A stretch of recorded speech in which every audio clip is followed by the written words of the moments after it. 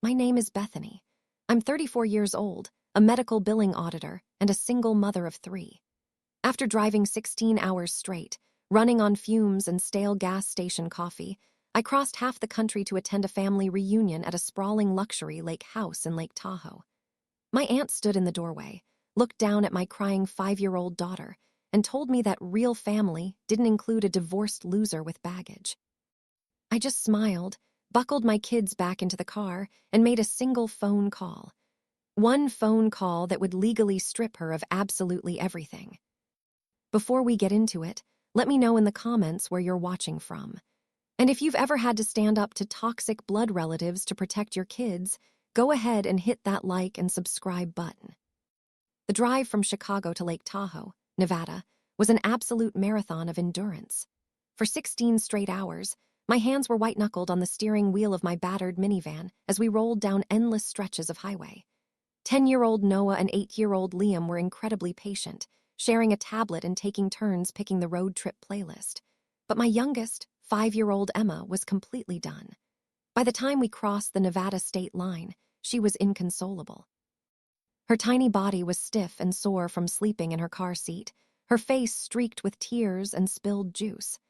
I was operating entirely on caffeine and pure willpower. As a single mom working 50 hours a week auditing medical bills and insurance claims, vacations were a luxury I could rarely afford. But a month earlier, a group chat titled Tahoe Family Getaway had popped up on my phone, sending a sudden spark of hope through my exhausted routine. My mother, my sister, and my Aunt Brenda had been planning a massive reunion. They flooded the chat with links to a stunning lakeside estate, photos of towering pines, and endless messages about how beautiful it would be to have the whole family together under one roof. I scraped together every spare penny I had for gas and road trip snacks. I took unpaid time off work. I wanted to give my kids that magical family vacation I'd only ever seen on TV, the kind where cousins splash in the lake and grandmothers bake cookies. I wanted to prove that despite my incredibly difficult divorce 2 years ago, I was still part of a family. When my GPS finally announced we had arrived, I let out a breath I felt like I'd been holding since Illinois. The property was breathtaking.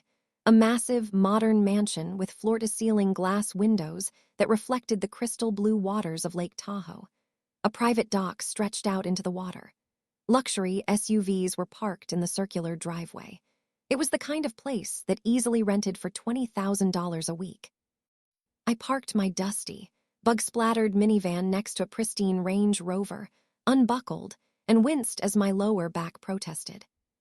"All right, kids," I said, forcing a bright, cheerful tone as I slid open the heavy side door. "We made it." Emma was sobbing openly now, rubbing her eyes with her little fists, crying for a real bed. I lifted her onto my hip while Noah and Liam grabbed their small backpacks. We walked up the grand flagstone path toward the massive oak front door. Through the glass side panels, I could see figures moving around inside, champagne glasses raised, and the warm glow of a roaring stone fireplace. My heart swelled with anticipation. I reached for the brass handle, but before my fingers could touch it, the heavy door swung open. My Aunt Brenda stood in the entryway. At 58, Brenda was a woman who wore her wealth and status like armor.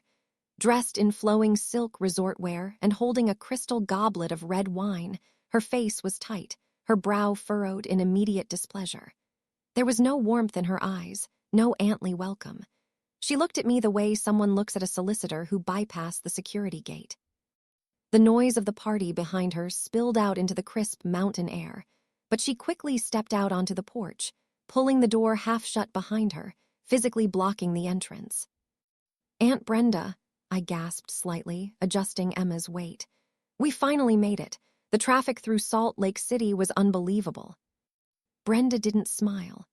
Her eyes traveled slowly from my stained sweatshirt, past Noah and Liam standing quietly in their wrinkled travel clothes, and landed on Emma, whose crying was echoing off the manicured driveway. "Who invited you?" Brenda asked. Her voice wasn't loud, but it was sharp enough to cut glass. I froze. The practiced, welcoming smile died on my face. "What do you mean, the group chat? You sent the address on Wednesday. I told everyone I was driving out. Brenda took a slow, deliberate sip of her wine. The group chat was for family updates, Bethany. It wasn't an open invitation to crash our vacation. This week is for real family, and that doesn't include a divorced loser with baggage. The words hit like a physical blow. I felt the blood drain from my face. I stared at her, waiting for the punchline, waiting for her to laugh and step aside. But her eyes were dead and cold. She meant every single word. "But I drove 16 hours, I whispered, my voice trembling as I squeezed my crying daughter tighter. "My kids have been in a car for 2 days. We just need to go inside, wash up, and we can figure this out." "No," Brenda said smoothly, her tone completely devoid of empathy. "You need to turn around. You're ruining the atmosphere. You always bring this chaotic, depressing energy everywhere you go, and we don't need it this week. This is an upscale retreat, Bethany, not a charity shelter for you and your mistakes." She gestured dismissively toward Noah and Liam, calling my beautiful, innocent boys mistakes, right to their faces. Noah, who was old enough to understand exactly what was happening, flinched, his lower lip trembling. He grabbed his younger brother's hand and pulled him back a step toward the minivan. In that horrible, frozen moment, I realized the staggering cruelty of what had just happened. They hadn't forgotten to tell me I wasn't invited. They had been watching my messages in the group chat. They saw my updates about packing the car, crossing state lines, and how excited the kids were. They let me drive across the country, spending money I barely had, knowing exactly what Brenda was going to do when I reached the front door. It wasn't an oversight. It was an ambush. A calculated trap designed to humiliate me and remind me of my place at the absolute bottom of the family hierarchy. I looked past Brenda's silk-clad shoulder, searching the vast living room behind her for any sign of salvation. Through the massive glass panes, past the roaring fireplace, I saw her. My mother, Susan.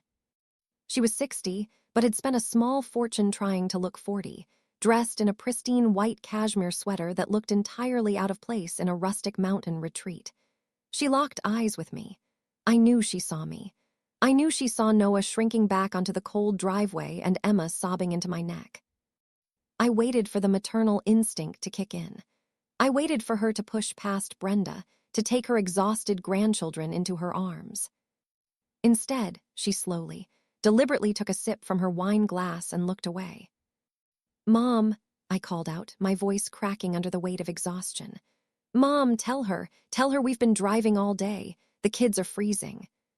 Susan finally moved, but not toward the door. She drifted through the foyer like a ghost in her own family, her movements stiff, her eyes glued to the polished hardwood floors rather than my face. She stopped a few feet behind Brenda. "Just go, Bethany," she said softly, offering a dismissive wave of her hand. "Amanda and Trayvon need quiet for their business meetings. We can't have children screaming in the halls." The words felt like a punch to my chest. My own mother, the woman who had watched me rebuild my life from scratch after a devastating divorce, the woman who knew I worked late into the night auditing medical bills just to keep the lights on and keep her grandchildren fed, was sacrificing the safety of her own flesh and blood for the comfort of her wealthy sister. But then again, she had always been this way. My entire life had been a masterclass in coming last. Susan had lived in Brenda's overbearing shadow for so long, too weak and too comfortable to ever stand up for herself, and she had proudly passed that toxic hierarchy down to her daughters. I was the designated scapegoat, the cautionary tale, while my sister was the undisputed golden child. And speak of the devil, the golden child made her grand entrance. Amanda appeared at the top of the wide wooden staircase, floating down into the foyer. At 31, she looked like she had stepped off the pages of a luxury country club catalog. Her blonde hair was perfectly blown out, and she wore a beige cashmere lounge set that probably cost more than my monthly rent. She descended the stairs with a look of profound annoyance, her manicured fingers pressed to her temples as if my very presence was giving her a migraine. "What is all this noise?" Amanda groaned, her voice echoing sharply in the grand entryway. "Trayvon is in the study working on real estate projections, and we can hear that toddler wailing all the way down the hall." She stepped up next to Brenda, crossing her arms and looking down her nose at me. She didn't say hello. She didn't ask about the grueling 2-day drive. She just stared at my coffee-stained sweatshirt and glared at my terrified sons. "You really brought the whole circus, didn't you?" Amanda sneered, her eyes scanning my worn sneakers. "We told you this was an upscale trip. We are here to talk serious business, Bethany. Trayvon is on calls with major investors. We don't have time to play babysitter to your life choices." I squeezed Emma tighter, my fingernails digging into my palms to keep my hands from visibly shaking. "They are your niece and nephews, Amanda," I said, my voice dropping to a low, hard whisper. "They are family, and it is freezing out here." Amanda let out an exaggerated sigh, rolling her eyes as if my plea for basic human decency was the ultimate burden on her perfectly curated life. She unzipped her designer handbag, reaching past a thick stack of receipts and high-end cosmetics, and pulled out a crisp, folded $100 bill. With a flick of her wrist, she tossed it through the crack in the door. The green paper floated through the cold mountain air and landed right in the dirt at my feet. "Go find some cheap roadside motel," Amanda said, her lip curling in absolute disgust. "You're ruining the vibe. Get your kids out of our sight and stop embarrassing yourself." I stared at the paper lying in the dirt. $100.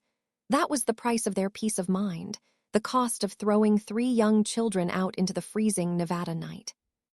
I looked up, locking eyes with the 3 women standing in the warm, bright foyer. Brenda looked triumphant, her chin tilted high in an attitude of absolute authority. Amanda looked bored, her attention already drifting back to her phone. And Susan, my mother, simply took another sip of her wine, refusing to meet my gaze as she allowed her sister and favorite daughter to discard her grandchildren like trash. The silence that followed was deafening, broken only by Emma's muffled sobs against my collarbone and the biting wind whistling through the pines. And that was when I realized that begging would change nothing. Pleading for mercy from people who possessed no empathy was a waste of breath. They had designed this entire scenario to remind me that my struggles disgusted them, that my lack of a wealthy husband made me entirely unworthy of their inner circle. Trayvon and Amanda were busy expanding their real estate empire. Brenda was playing the wealthy matriarch, and my mother was more than happy to cling to their coattails. They didn't want family. They wanted an audience for their financial success, and my messy, hardworking reality didn't fit their perfect script. I didn't give them the satisfaction of seeing me cry. I didn't beg. I simply adjusted Emma on my hip, locked eyes with Amanda, and lifted my dirt-covered sneaker. I brought my foot down directly onto the crisp $100 bill, grinding it into the damp gravel of the driveway. "Keep your money, Amanda," I said, my voice eerily calm and steady. "You're going to need it to buy yourself a conscience." Brenda's face flushed red with anger, and she made a move to slam the heavy oak door in my face. But in that split second, right before the heavy wood shut me out into the cold, my eyes traveled past her. 10 years of working as a medical billing auditor had trained my brain to scan environments for anomalies, to pull the one document out of a stack that didn't belong. Sitting on the ornate console table in the grand foyer, illuminated by the chandelier, was a thick stack of manila folders. The top page was flipped open, displaying a prominent, geometric logo I recognized instantly. It was the logo for Trayvon's real estate investment firm. And printed in bold, black ink at the top of the header were the words, "Property Appraisal and Transfer of Deed." The heavy door slammed shut. The lock engaged with a loud, final click that echoed through the freezing air. I turned my back on the mansion, swallowed the bitter taste of betrayal, and walked my children back to the minivan. Noah, my brave 10-year-old, silently helped buckle his younger brother Liam into his seat. I wrapped Emma in a fleece blanket, kissed her tear-streaked forehead, and climbed into the driver's seat. The engine coughed a few times in the thin mountain air before roaring to life. For the first 10 minutes, the heater blew nothing but cold air as I navigated the treacherous, winding roads away from the luxury resort and down the mountain. It took 45 minutes of driving through the dark Nevada night before I found something I could afford. A roadside motel with a flickering red neon sign illuminating a cracked asphalt parking lot. The sign read $60 a night. It was a far cry from the $20,000 a week mansion my mother and aunt were currently enjoying, but it was a roof and four walls. I parked the minivan, paid the board clerk at the front desk with a credit card that was dangerously close to its limit, and guided my exhausted children into room 14. The room smelled of stale cigarette smoke masked by heavy lemon bleach. The floral bedspreads were worn thin, and the heater rattled violently when I turned it up. But as I peeled back the covers and tucked my children into the two squeaky double beds, none of them complained.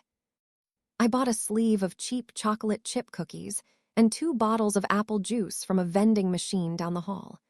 We sat on the edge of the mattress and ate our makeshift dinner in quiet solidarity. "Why didn't Grandma Susan want us?" Liam asked softly, his little fingers crumbling the edge of his cookie. My heart broke into a million pieces. I pulled him close, resting my chin on top of his head. "This has absolutely nothing to do with you, sweetie," I whispered fiercely, making sure Noah and Emma could hear me too. "Grandma Susan and Aunt Brenda have sick hearts. They care more about looking important than being good. You 3 are the most precious things in this world, and I am never, ever going to let anyone treat you like you don't matter again."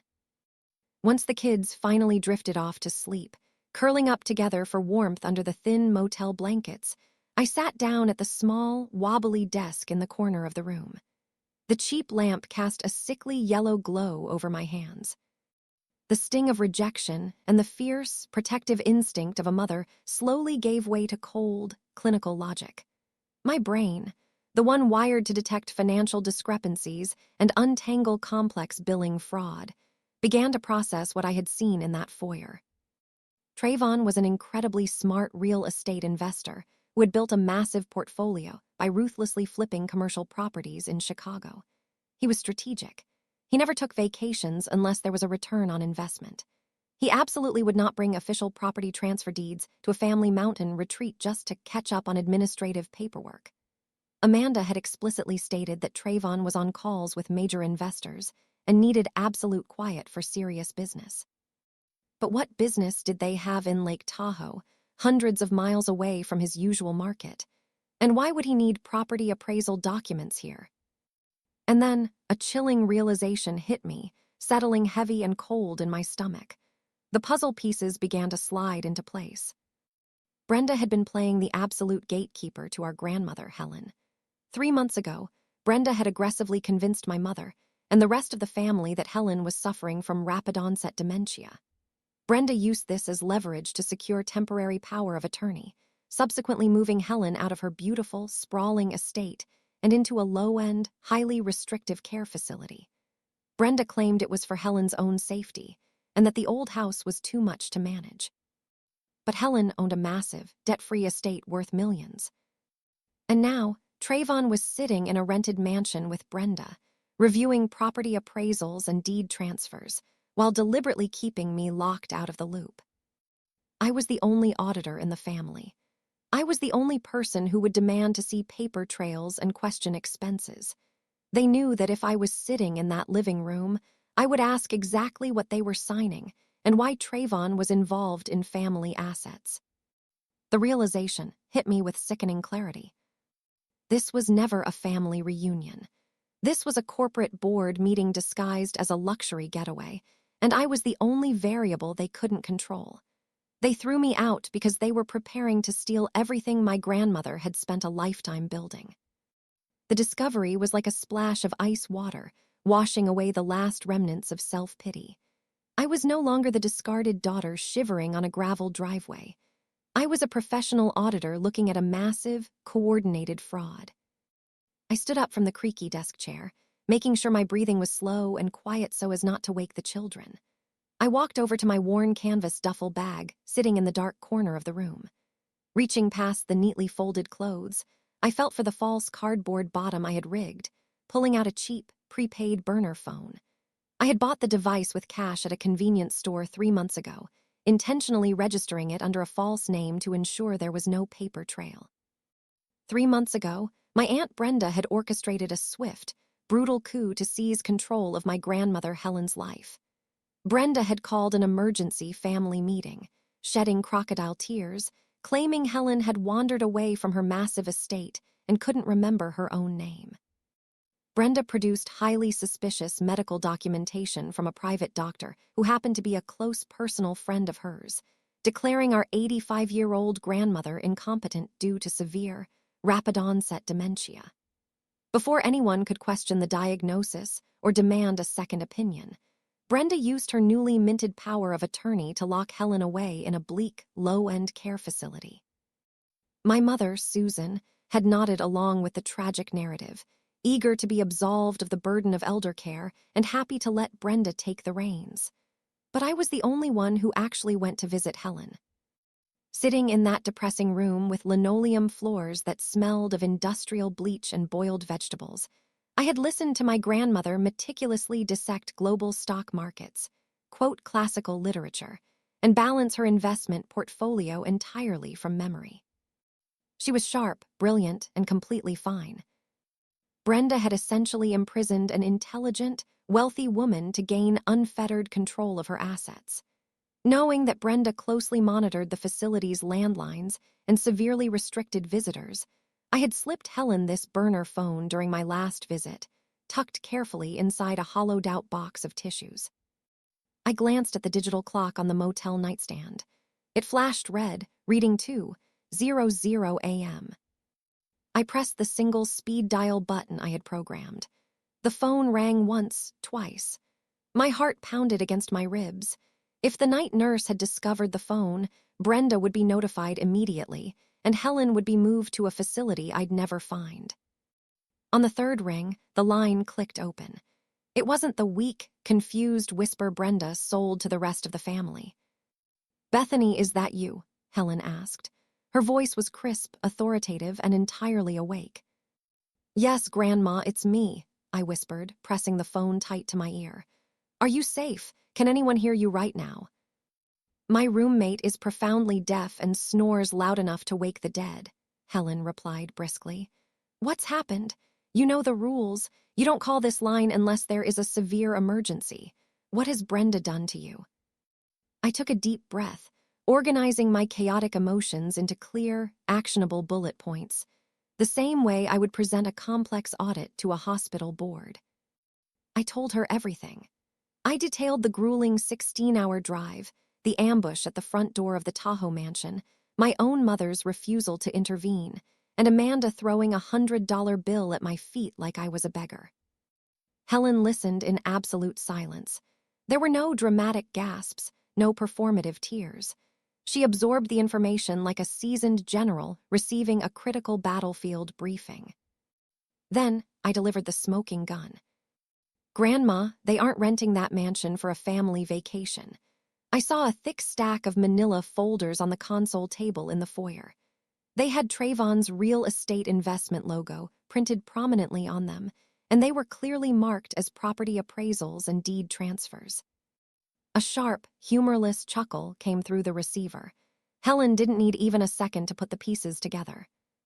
"The greedy, predictable vultures," Helen said, her voice dripping with absolute contempt for her eldest daughter. "Brenda is trying to bypass the standard probate period. She knows her temporary power of attorney is up for a mandatory legal review next month. She brought Trayvon in to quickly liquidate my estate before a court-appointed guardian can evaluate my actual mental state. They plan to buy my estate through Trayvon's firm for pennies on the dollar, claiming they desperately needed to sell the property to fund my ongoing medical care." I felt a massive wave of validation. I wasn't crazy. I wasn't a bitter relative projecting malice onto innocent family members. I was looking at a multi-million-dollar heist. "They threw me out because they knew I'd ask to read the fine print," I said, packing the small motel room. "They know I audit contracts for a living. If I was sitting in that living room, I would have stopped them from signing." "Exactly," Helen agreed. "Brenda always thought she was the smartest person in the room, but she severely underestimated both of us. She thinks I'm rotting away in this sterile bed, staring blankly at the wall. And she thinks you're a weak, defeated single mother who will just cry and crawl back to Chicago with her tail between her legs. I looked at Noah, Liam, and Emma, sleeping softly under the thin motel blankets.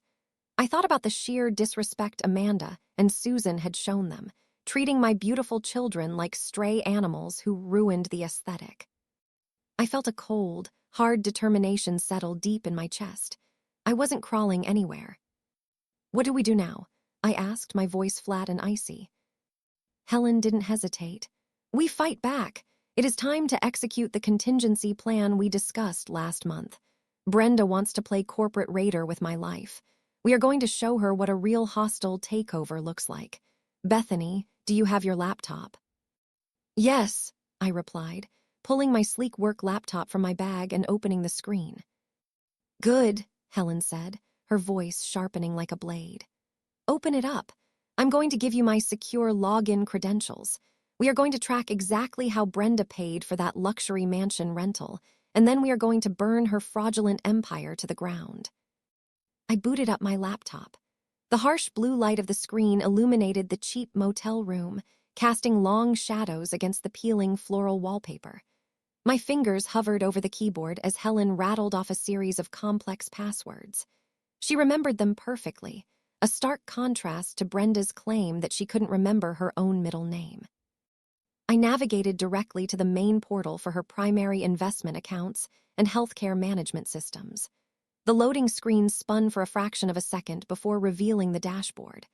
I waited for her to direct my search, but Helen took a long, steady breath that crackled over the burner phone speaker. Before we started pulling data, she needed me to understand the horrifying scale of the betrayal.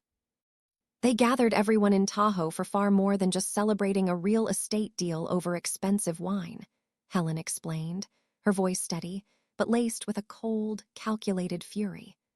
"Brenda needs consensus. My power of attorney is incredibly fragile right now. If a judge orders an independent medical evaluation, Brenda loses control of my life instantly. She needs the entire family to sign off on a unified legal statement declaring that my condition has deteriorated beyond recovery. They are using this lavish weekend to brainwash your easily manipulated cousins and aunts into believing that placing me in a permanent, locked Medicaid facility is the only compassionate choice." A locked facility. The word sent a visceral chill down my spine. That wasn't a nursing home or an assisted living community. That was a prison. Once committed under a family mandate, Helen would be stripped of her basic civil rights. She wouldn't have access to a phone. She wouldn't be able to request an attorney, and she certainly wouldn't be able to contest fraudulent property transfers. Brenda was orchestrating a legal burial while Helen was still breathing. They were going to trap a fully lucid, brilliant woman behind locked doors just to drain her bank accounts. They would medicate her into compliance and isolate her forever. Once they have me locked away, Brenda has a clear path to liquidate the estate. Helen continued in a purely clinical tone. "My primary residence sits on prime, highly sought-after land. A conservative valuation puts the property at $4.5 million. I opened a blank spreadsheet on my laptop, the auditor's instinct taking over entirely as I entered the numbers. $4.5 million. I asked Helen how much Trayvon was paying in this dummy transaction. "Brenda is selling the estate to Trayvon's investment firm for $800,000, Helen said. "They will claim it's a fire sale, necessary to fund my suddenly skyrocketing medical care. Trayvon and Amanda will hold the property under his corporate umbrella for a few months. They will do superficial renovations to justify a massive new valuation, and then they will flip it on the open market for its true value." I stared at the blinking cursor on my screen. It was sickeningly brilliant. They would generate nearly $4 million in tax-free, illicit profit. Brenda, by using her power of attorney to facilitate the fraudulent transfer, would take the lion's share. Trayvon and Amanda, by laundering the asset through his real estate firm, would keep a massive percentage. And my mother, Susan, by turning a blind eye and rallying the family to sign my commitment papers, would receive her quiet, comfortable payout. My stomach churned. I looked over at the two squeaky double beds where my children huddled together for warmth under the thin motel blankets, fast asleep. For 34 years, I had made excuses for my mother. I told myself she was just passive, that she hated conflict, that she couldn't help but shrink under Brenda's dominant personality. But this wasn't passivity. This was calculated greed. My mother had looked at those boys, her own flesh and blood grandchildren, and allowed them to be cast out into the freezing night just to protect her share of stolen money. Susan wasn't just a weak woman living in her sister's shadow. She was an active, willing accomplice in the financial and physical destruction of her own mother.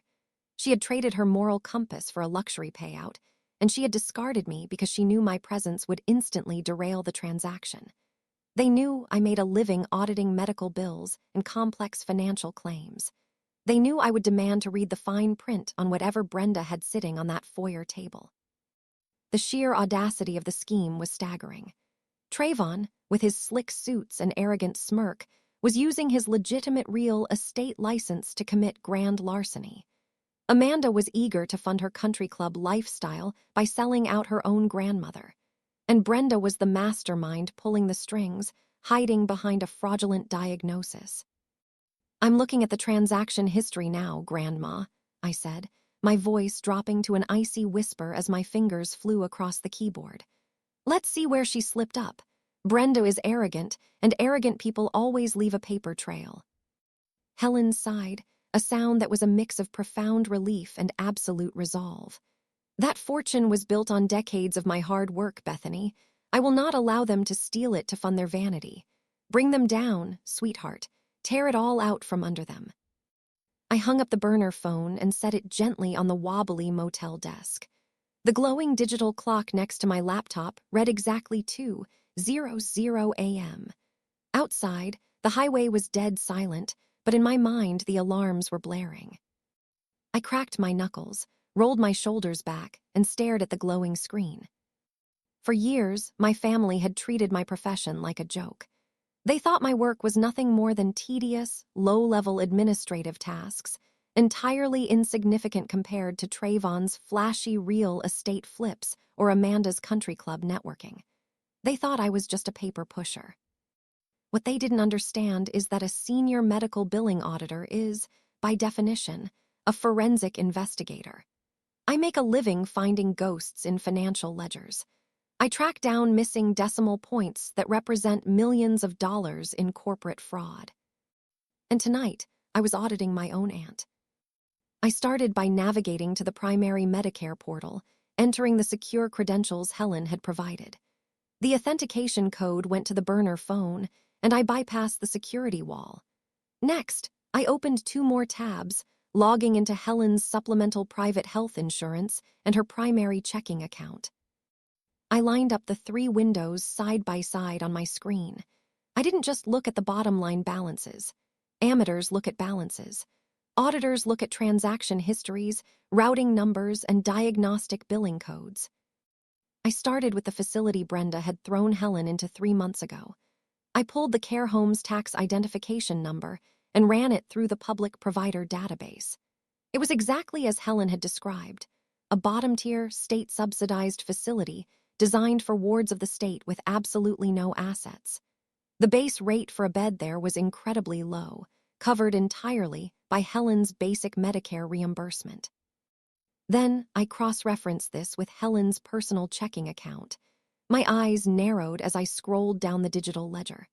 On the first of every month, an electronic transfer of exactly $12,500 was debited from Helen's private estate account. The transaction description simply read, "Premium Memory Care and Residential Services." I highlighted the routing number attached to the transfer. It didn't belong to the care facility. I opened a 4th tab, accessing the state business registry. I entered the routing number and the name of the receiving entity. The search engine spun for a moment before spitting out a registered LLC. The LLC was registered in Illinois. The managing director listed on the public documents, Brenda. My blood turned to absolute ice. Brenda wasn't just restricting Helen's freedom. She was actively embezzling. Brenda was paying the bare minimum state rate to trap Helen in a bleak, understaffed ward while automatically siphoning over $12,000 a month into her own private shell company under the guise of premium medical care. It was not only a textbook case of financial elder abuse, but the execution was so arrogant that it was, frankly, an insult to my professional intelligence. But I knew Brenda wouldn't stop there. Greed is an absolute disease. Once someone successfully steals thousands, they start looking at hundreds of thousands. I turned my attention to the medical billing codes submitted under Helen's insurance policy. I filtered the data by current procedural terminology codes, specifically looking for high-value line items generated over the last 90 days. The screen populated with a staggering list of fraudulent claims. Brenda, using her power of attorney, had authorized the purchase of a custom motorized wheelchair. This for a woman who walked 2 miles a day unassisted before Brenda locked her up. There were bills for high-intensity daily cognitive behavioral therapy, specialized nutritional supplements, and expensive home care equipment allegedly delivered to the facility. None of these services or items existed. Brenda was approving invoices from a ghost medical supply company, allowing them to bill Helen's private insurance and likely taking massive kickbacks from the suppliers. She was creating a mountain of fake medical debt to legally justify why Helen's $4.5 million estate needed to be liquidated so quickly. Brenda was building a paper trail of financial distress. When a court-appointed guardian finally reviewed the case, Brenda would point to these manufactured, astronomical medical expenses and claim she had no choice but to sell the family estate to Trayvon to keep Helen from going bankrupt. I downloaded the explanation of benefits for every single fraudulent claim. I exported the bank ledgers. I took high-resolution screenshots of the LLC registry linking Brenda directly to the embezzled funds. I saved everything to a secure, encrypted folder on my hard drive, organizing the files in meticulous chronological order. I was building a prosecution file that any district attorney would drool over. The sheer depravity of it made my chest ache. My aunt was slowly bleeding my grandmother's life savings dry to fund her own lavish lifestyle, and my mother was sitting right next to her, drinking expensive wine and laughing while it happened.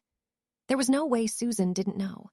Even if Susan didn't understand the specifics of wire transfers and fake billing codes, she knew for a fact her own mother wasn't receiving $12,000 a month premium care in a state-run facility.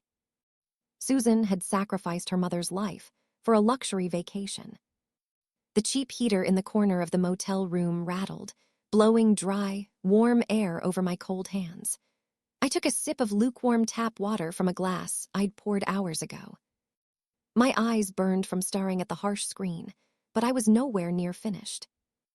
I had uncovered the monthly embezzlement and the insurance fraud, but I needed the ultimate smoking gun. I needed to find a direct line linking tonight's lavish Tahoe getaway to Brenda's financial crimes. I pulled up the transaction history for Helen's primary estate account for the last 30 days. I bypassed the recurring monthly fraudulent debits and began filtering for isolated, massive expenditures. If Brenda was arrogant enough to steal $12,000 a month for fake memory care, how was she paying for this $20,000 a week vacation rental? I tapped the trackpad, sorting the transactions by amount in descending order. The screen refreshed, and a massive red entry appeared at the very top of the ledger. It was a transaction that had cleared just 48 hours ago. I leaned in close, my eyes tracing the digital footprint that would become Brenda's ultimate undoing. The merchant listed next to the $20,000 withdrawal was Tahoe Summit Luxury Rentals. I clicked the digital receipt icon embedded in the banking portal. A high-resolution document loaded onto my screen. It was the final rental agreement for a 7-bedroom lakefront property. The dates aligned perfectly with this exact week. The primary tenant listed was Brenda. The billing address was Brenda's home in Chicago, but the funding source was, without a shadow of a doubt, Helen's restricted medical emergency savings account. As an auditor, my brain instantly categorized the severity of the crime. Brenda had authorized an electronic transfer of funds from a financial institution in Illinois to a property management company in Nevada. She had utilized interstate telecommunication networks to execute a fraudulent transaction under false pretenses. This wasn't a state misdemeanor. This wasn't simple family theft. This was a textbook violation of federal law.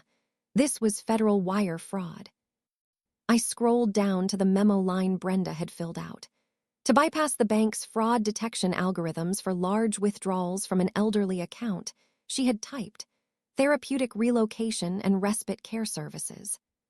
She had the absolute gall to classify a luxury family vacation complete with a wine cellar and a private dock as a medical necessity for an 85-year-old woman she had locked in an underfunded state facility.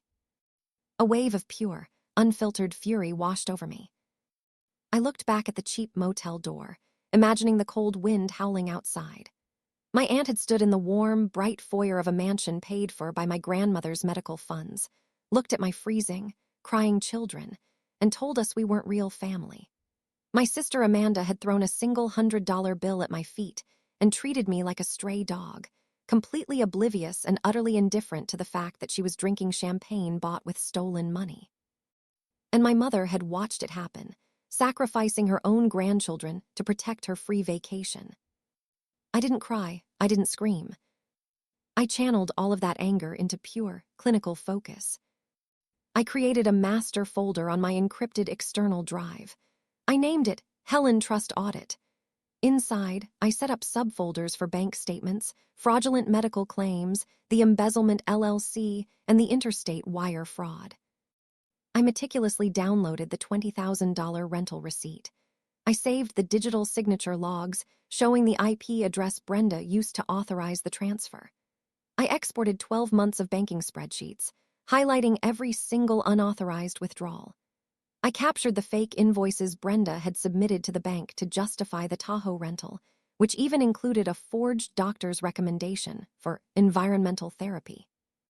I saved everything with timestamps, ensuring a flawless digital chain of custody.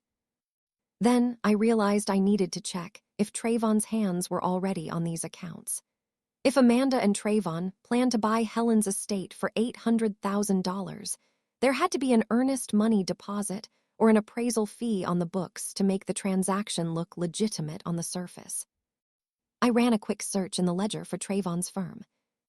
There it was, a $5,000 transfer processed 10 days ago, flagged as estate valuation consulting. Brenda had used Helen's own money to pay Trayvon to value the very house he was about to steal. This meant Trayvon wasn't just a passive beneficiary of Brenda's scheme. He was an active participant receiving illegally obtained funds.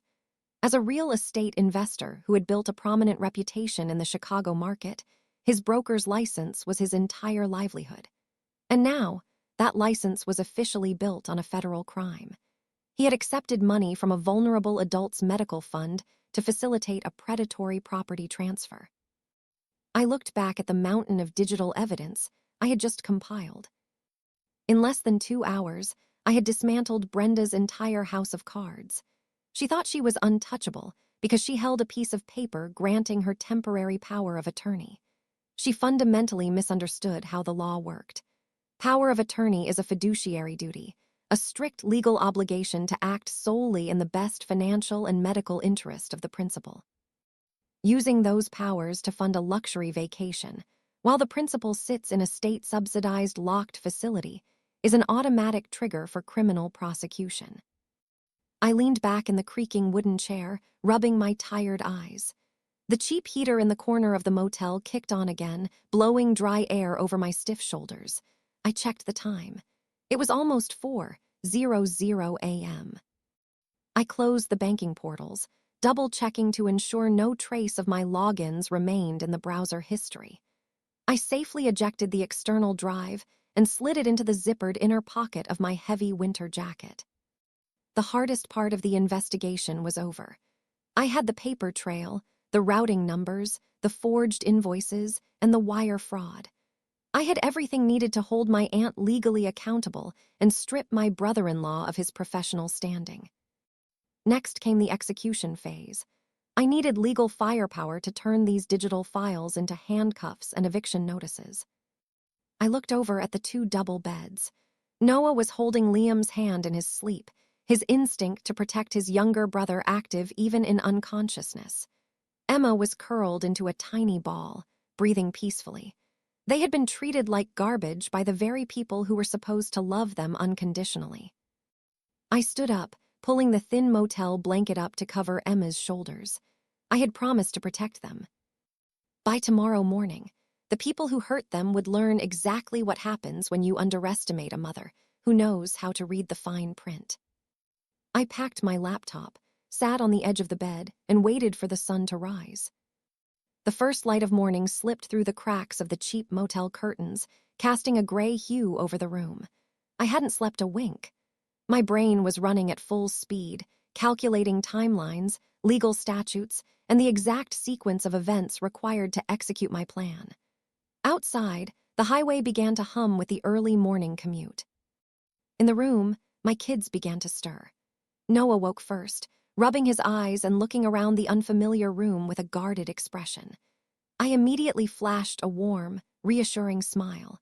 I ordered a simple breakfast of pancakes and scrambled eggs from the diner next door, making sure my children felt safe and entirely insulated from the toxic storm brewing up on the mountain. While Liam and Emma were happily eating pancakes drenched in syrup, my phone buzzed on the nightstand. The screen lit up with a message notification. It was from my mother. I stared at the name, Susan, for a long moment before picking up the device. I unlocked the screen and read the text. I hope you found a place to stay. Amanda is very stressed about the scene you caused yesterday. You need to apologize to her and Trayvon.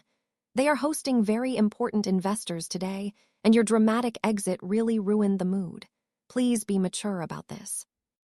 I read the words 3 times, letting the sheer, unadulterated shamelessness of her message wash over me. A mother watches her daughter and 3 young grandchildren get cast out into the freezing night, and her primary concern is how my departure negatively impacted the aesthetic of her golden child's getaway. Susan was demanding an apology. She wanted me to bow down, accept my role as the family scapegoat, and sweep their cruel reality under the rug. Yesterday, a text like this would have sent me into a spiral of self-doubt and tears. I would have drafted a dozen replies, trying to defend my actions and beg for her understanding. But today, I felt nothing but a cold, clinical detachment. My mother was no longer a parental figure. She was an accomplice to a federal crime. Psychological warfare relies on the element of absolute, terrifying surprise. I knew exactly what was happening up at that $20,000 a week estate. Susan was likely sitting at the massive granite kitchen island, sipping premium espresso, expecting my usual submissive apology. Instead, I tapped the reply box, preparing to drop a digital bomb right onto her breakfast plate. I didn't write a paragraph. I didn't express my hurt, and I didn't try to explain my position. I typed a single, devastating sentence. Enjoy the mansion, Mom. It was paid for with Grandma's heart medication money. I hit send. I imagined the blood draining from her artificially preserved face. I imagined the sudden, suffocating panic she must have felt realizing her discarded daughter knew exactly how this luxury trip was being funded. Less than 30 seconds later, my phone began to vibrate violently in my hand. Susan was calling. Her contact photo flashed on the screen, a smiling picture of her and Amanda at a country club luncheon. I stared at the caller ID, feeling an undeniable shift in power. For 34 years, she held all the emotional leverage. She decided my worth, policed my tone, and demanded my compliance. Now it was her turn to panic. The phone kept vibrating. I let it ring. I let her sit in that agonizing silence, knowing her imagination was running wild. When the call finally went to voicemail, she immediately called back. This time, I didn't just let it ring. I tapped the red icon, declining the call. Then, I opened her contact settings, scrolled to the bottom of the screen, and hit block caller. I did the same for Brenda, Amanda, and Trayvon. They were officially cut off. They couldn't manipulate me, threaten me, or negotiate with me. They were trapped in their own guilt, left to simmer in the terrifying reality that their entire operation was completely exposed. Silence is a weapon, and I wielded it with absolute precision. But I couldn't fight this battle with my kids in the line of fire. I needed them completely insulated from the fallout. I opened my laptop and accessed a highly rated, fully vetted local childcare agency I had researched overnight. I paid a premium rush fee to secure a certified, background-checked nanny. In less than an hour, a kind, professional woman named Clara arrived at the motel room. She brought a tote bag filled with board games, art supplies, and movies. I pulled Noah aside, handed him a $20 bill for vending machine treats, and kissed his forehead. I told him I had some very important paperwork to handle for great-grandma Helen, and that he was the man of the house for the next few hours. Noah nodded, his young face serious and understanding. I hugged Liam and Emma tight, promising them we would get ice cream the minute I returned. I grabbed my heavy winter jacket, securing the encrypted hard drive containing all the financial evidence in the inner pocket. I slung my professional leather tote over my shoulder, the same bag I carried into high-stakes hospital audits. I was no longer the exhausted mother in a stained sweatshirt begging for entry at a wooden door. I was the sole trustee of a multi-million-dollar estate, and I was about to execute a hostile takeover. I stepped out of the motel room, the crisp morning air filling my lungs. I unlocked my van, climbed into the driver's seat, and gripped the wheel. My family thought they had successfully discarded me, believing I would cry all the way back to Chicago. They had no idea I was currently mobilizing a strike team to dismantle their entire lives. It was time to make the next move. I drove the van out of the motel lot and found a quiet spot behind a local diner where the cellular reception was strong. I parked, connected my laptop to my mobile hotspot, and pulled up the contact card for Thomas Reed. Thomas was 60, and he was my grandmother Helen's fierce, longtime trust attorney. He was a legal shark in an impeccably tailored suit, famous in the Chicago legal community for absolutely dismantling anyone who attempted to exploit his elderly clients. When Helen had secretly decided to protect her assets 6 months ago, Thomas was the brilliant architect behind her irrevocable trust. He had warned us that Brenda might eventually make a desperate move. He just hadn't expected her to be this incredibly reckless. I dialed his direct private line. He answered on the second ring, his tone brisk and businesslike. I didn't waste time with pleasantries, and I didn't apologize for calling so early on a weekend. I told him Brenda had initiated her final phase. I explained that the Tahoe reunion was a massive cover story to isolate family members and force signatures on a mandate to permanently commit Helen to a locked Medicaid facility. Then I delivered the heavy blow. I told him Trayvon was currently sitting in that rented mansion with the property transfer deeds for Helen's primary estate. "I'm sending you a secure, encrypted folder right now," I said, clicking send on my email client. "It contains a complete medical billing audit, bank transaction ledgers, and proof of interstate wire fraud. I found the smoking gun, Thomas. Brenda used Grandma's restricted medical emergency fund to pay for the luxury rental in Tahoe." I heard the distinct chime of a new email arriving on his end. Thomas fell into an agonizing silence for 5 full minutes. The only sound on the line was the rapid clicking of his mouse and his sharp intakes of breath as he processed the digital evidence I had compiled. When Thomas finally spoke, his voice was quiet. It was the kind of quiet that precedes a devastating legal storm. "Bethany, this is an impeccable piece of work," he said, his tone carrying a note of deep professional respect. "You've handed me a loaded gun. The sheer incompetence of using an elder's medical fund to pay for an out-of-state vacation rental is staggering. This is wire fraud, financial elder abuse, and criminal embezzlement, all wrapped in one incredibly foolish package. Brenda practically gift-wrapped her own federal indictment." I felt a surge of professional pride, but the urgency of the situation brought me back. "They have the transfer documents in that house," I reminded him. "Trayvon is trying to close the transaction today." "Stay on the line," Thomas instructed. I could hear his fingers flying across his keyboard. "Let me access the county property portal for their jurisdiction. Trayvon is an arrogant amateur. If he brought physical papers, He's likely already uploaded the digital pre-files to the county clerk system to speed up the recording process. A tense minute ticked by. I gripped the van's steering wheel, watching the morning traffic slowly build on the road ahead. "Got him," Thomas announced, a triumphant edge in his voice. "Your brother-in-law is exactly as predictable as we thought. He uploaded preliminary deed transfer documents to the county system just an hour ago. He requested an expedited digital execution of the sale for Helen's primary estate. The purchase price is listed at exactly $800,000, a predatory fraction of its true market value." "When do they execute the final signatures?" I asked, my heart hammering against my ribs. "The digital signing ceremony is scheduled for exactly 3:00 p.m. today," Thomas replied.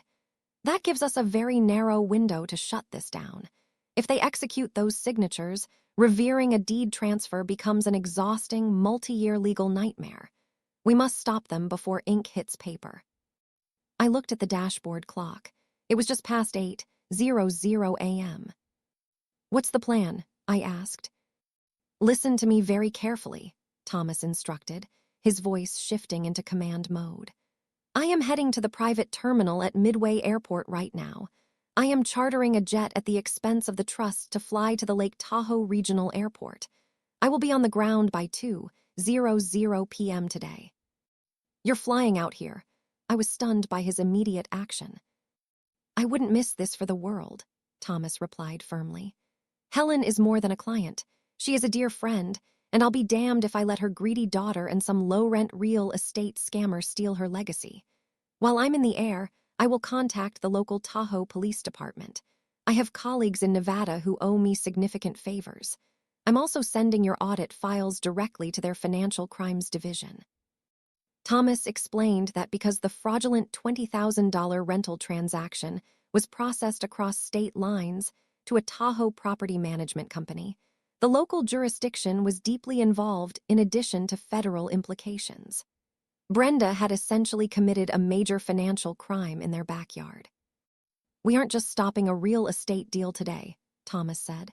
"We are securing an active crime scene. Once the police see the paper trail you compiled, they will be highly motivated to intervene." "What do you need me to do?" I asked, feeling a rush of adrenaline. "Do not approach that property alone under any circumstances," Thomas warned me sternly. "Do not reply to any messages from your mother or your aunt. They will realize you know something and try to corner you or manipulate you into silence. You are the sole trustee, Bethany. You hold the ultimate power, but you need to let the authorities handle the tactical entry." "I understand," I said. "I will send you the address of the local police precinct," Thomas continued. "Meet me there at exactly 2:30 p.m. We will walk into that mansion accompanied by uniformed officers, and we are going to let your family face the reality of what they have done." I agreed, thanked him, and ended the call. I set the phone on the passenger seat and leaned back, taking a deep, shaky breath. The panic and rejection from the night before had completely evaporated, replaced by a rock-solid, unyielding resolve. I looked through the windshield toward the snow-capped mountains where the luxury estate sat. My family thought they had outsmarted everyone. They thought I would remain silent because I was just the quiet, discarded daughter. They were about to learn that casting me aside was the most expensive mistake they would ever make. We drove up the mountain in a tight, purposeful convoy. My minivan led the way, followed closely by Thomas Reed's sleek black Lincoln, with 2 marked Nevada State Patrol cars bringing up the rear. The digital clock on the dashboard clicked to 2:45 p.m. The timing had to be absolutely flawless. We needed to walk into that foyer at the precise moment the ink was hovering over the signature line. My heart beat in a steady, powerful rhythm. There was no panic left in my body, only cold anticipation. We pulled into the sweeping, circular driveway of the rented estate. I parked my van directly behind Amanda's pristine Range Rover, intentionally blocking her exit. The officers stepped out of their patrol cars, their heavy black boots crunching loudly on the gravel. They were serious, no-nonsense veterans from the Financial Crimes Unit, fully briefed by Thomas on the multi-million-dollar interstate fraud currently occurring inside. Thomas stepped up beside me, adjusting his silver cufflinks. He looked at the massive glass-and-wood structure, then gave me a single, firm nod of readiness. Through the towering glass panels on either side of the grand oak front door, the scene inside looked like a bizarre parody of a high society gathering. The bright afternoon sun streamed through the floor-to-ceiling windows, illuminating the rising gold bubbles in crystal champagne flutes. The family was gathered around the massive marble island in the gourmet kitchen, clearly visible from the entryway. Trayvon stood at one end, looking every bit the successful corporate player in a sleek, dark charcoal turtleneck. He was gesturing expansively with one hand while tapping the thick stack of manila folders containing his fraudulent real estate documents with the other. Even through the thick, insulated glass, I could read his arrogant body language. He was smoothly explaining profit margins, outlining projected renovation costs, and detailing the massive payouts that awaited all of them once Helen's estate was legally flipped. Amanda leaned casually against the counter, swirling her champagne. She had a self-satisfied smirk on her face, suggesting she was already spending her share of the illicit profits on new country club memberships and designer handbags. My mother, Susan, sat on a high velvet barstool. Her eyes were glued greedily to the documents, her body leaning forward, completely captivated by the promise of unearned wealth. And then there was Brenda. She stood center stage, basking in her stolen authority. In her right hand, she held an expensive, heavy gold-plated pen. She was nodding along to Trayvon's presentation, raising her glass to toast their collective genius. They thought they had won. They believed the hard part was over, confident that my unceremonious departure last night was the final obstacle cleared. Brenda set her glass down on the marble, lowering the gold pen toward the signature line on the deed transfer. The digital clock on my phone hit exactly 3:00 p.m. I reached out and grabbed the heavy brass handle of the double doors. They hadn't locked the entrance, likely expecting caterers or simply too arrogant in their isolated mountain fortress. I pushed the doors open with enough force to send them slamming against the interior walls. The loud, violent crash echoed like a gunshot through the vaulted foyer, shattering the peaceful ambience of the luxury retreat. I stepped over the threshold. I was no longer the exhausted, pleading mother they had discarded like trash in the dirt hours ago. I stood tall, my shoulders squared, carrying my professional leather tote like a shield on my arm. Thomas Reed stepped in right beside me, looking like an apex predator in his bespoke suit, his briefcase gripped firmly in his hand. And to my left, the two uniformed Nevada police officers strode into the entryway, their presence instantly dominating the room. Their thumbs rested casually but deliberately on their heavy utility belts, their radios crackling with static in the sudden, suffocating silence of the mansion. The shift in the room was instantaneous and absolute. The cheerful clinking of crystal stopped immediately. Trayvon froze mid-sentence, his mouth slightly open, his hands still hovering over the manila folders containing his fraudulent real estate deal. Amanda flinched violently, spilling pale gold champagne all over her pristine beige cashmere loungewear. Susan instinctively shrank back, her hands flying to her mouth as she nearly tumbled off her velvet barstool, her eyes wide with pure, unfiltered panic. But Brenda's reaction was the most satisfying sight of all. The heavy gold-plated pen slipped entirely from her fingers. It clattered against the marble countertop before rolling off the edge, hitting the hardwood floor with a sharp click. The color drained completely from her face, leaving her looking hollow, terrified, and suddenly very old. Her eyes darted frantically from my calm expression to the fierce, calculating gaze of Thomas Reed, and finally to the polished silver badges of the two armed officers blocking the only exit. Nobody breathed. The only sound in the massive, $20,000-a-week estate was the gentle lapping of the lake against the private dock outside, and the sharp static hiss of the police radios echoing off the vaulted ceilings. I let the heavy silence stretch out, forcing them to simmer in the sudden, terrifying loss of control. The power dynamic in the room had flipped so violently that the air itself felt charged. They were trapped, they were exposed, and looking at the sheer terror written across their faces, they knew it. I looked directly at my aunt, locking onto her panicked gaze with an icy stare that told her, without saying a word, that the party was officially over. Witnessing the pure, unadulterated terror on Brenda's face in that split second was deeply satisfying. But decades of unchecked privilege and narcissistic control do not dissolve easily. The shock evaporated almost instantly, replaced by a volatile, defensive rage. Brenda gasped loudly, her chest heaving as her face contorted into an ugly mask of anger. She marched out from behind the marble kitchen island, her silk resort wear billowing around her, and thrust a trembling, manicured finger directly at my chest. "Officers, arrest her for trespassing," Brenda shrieked, her shrill voice echoing aggressively off the vaulted wooden ceilings. "Arrest her immediately. I am the legal occupant of this property. I rented this estate, and this woman is harassing my family. Get her out of my sight." Amanda, desperately trying to salvage the situation and her ruined cashmere, chimed in from across the counter. "You heard my aunt. She's trespassing. We're conducting private business here." I didn't flinch. I didn't take a single step back. I stood my ground, flanked by the law, watching Brenda attempt to command a room that no longer belonged to her. The two Nevada officers didn't move a single muscle in my direction. They didn't reach for their radios or their handcuffs.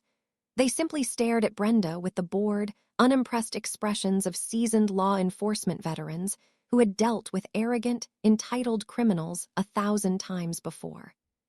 One of the officers adjusted his utility belt, his eyes scanning the champagne bottles and the real estate documents spread across the counter. "I said arrest her," Brenda screamed, her voice cracking as the terrifying reality of their inaction began to settle in. She looked frantically between the officers and my mother for support. "Susan, tell them she doesn't belong here." My mother opened her mouth, her hands shaking so violently she had to set her glass down to avoid spilling it, but no sound came out. Susan looked at the polished silver police badges, looked at the heavy, imposing files in Thomas Reed's hands, and shrank back into her velvet barstool. Her self-preservation instinct completely overrode any lingering loyalty to her sister. She pressed her lips together, looked away, and remained silent, abandoning Brenda in the blink of an eye. It was intoxicating to watch Brenda flounder in the sudden, suffocating vacuum of her own power. But this audit wasn't about petty revenge. It was about precise, surgical justice. I wasn't going to engage in a shouting match. I was going to let the evidence speak. Thomas Reed stepped forward. The veteran trust attorney moved with the calm, lethal grace of a predator closing in on its prey.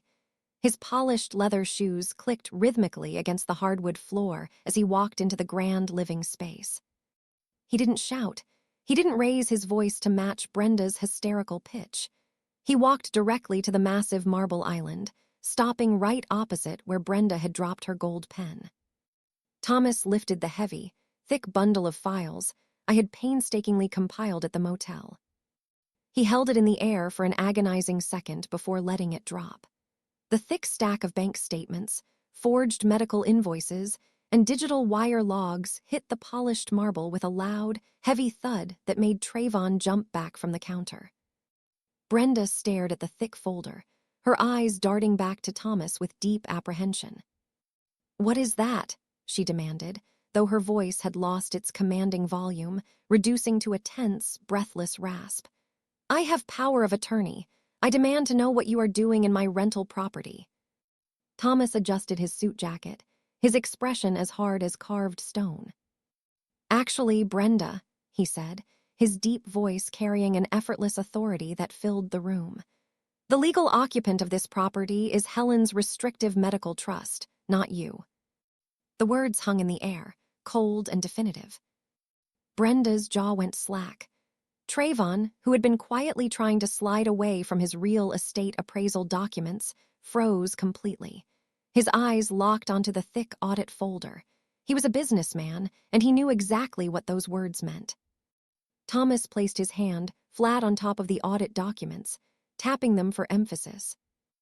You authorized a $20,000 electronic transfer from an Illinois financial institution to a Nevada property management company. You used funds legally earmarked solely for your mother's residential memory care. You submitted fraudulent invoices claiming this luxury vacation was a therapeutic medical necessity. Brenda swallowed hard, her throat moving visibly. I am her representative, she stammered frantically, trying to spin a defense. I have the legal right to manage her funds for the family's well-being. It's within my discretion. It is federal wire fraud, Thomas corrected, his voice cutting through her pathetic excuse like a scalpel. You initiated a fraudulent transaction across state lines to embezzle funds from a vulnerable elderly adult. You didn't rent a vacation home, Brenda. You personally built a federal indictment. He slowly turned his sharp gaze toward Trayvon and Amanda, watching them squirm under the weight of their complicity, before turning back to Brenda to deliver the final blow. Which means this is no longer a private family retreat, Thomas said, gesturing to the two officers who had now stepped forward, formally taking control of the space. The police aren't here to arrest Bethany for trespassing.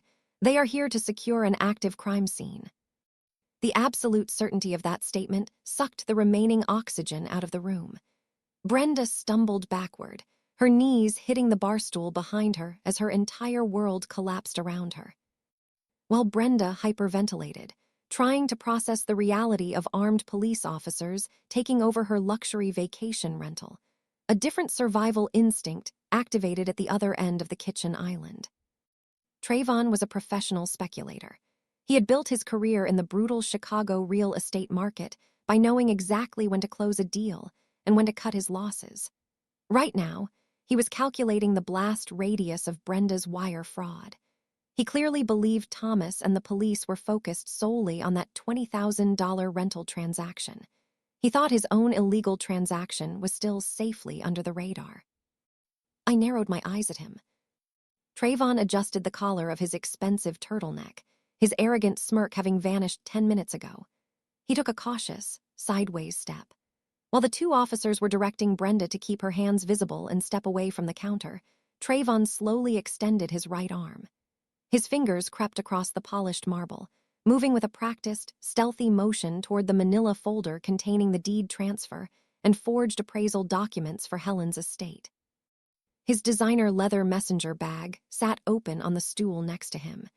He was planning to slide the physical evidence of his own felony off the table and walk out the front door, leaving Brenda to take the fall alone.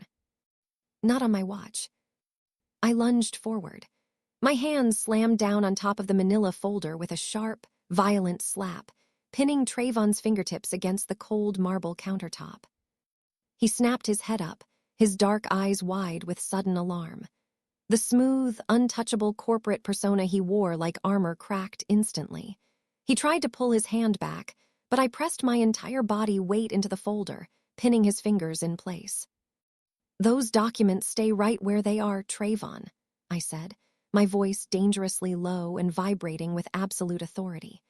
Don't think for a second that because the spotlight is on Brenda, you get to pack up your crimes and walk away. Trayvon swallowed, darting a nervous glance at the police officers, who had now shifted their full attention to our side of the kitchen island.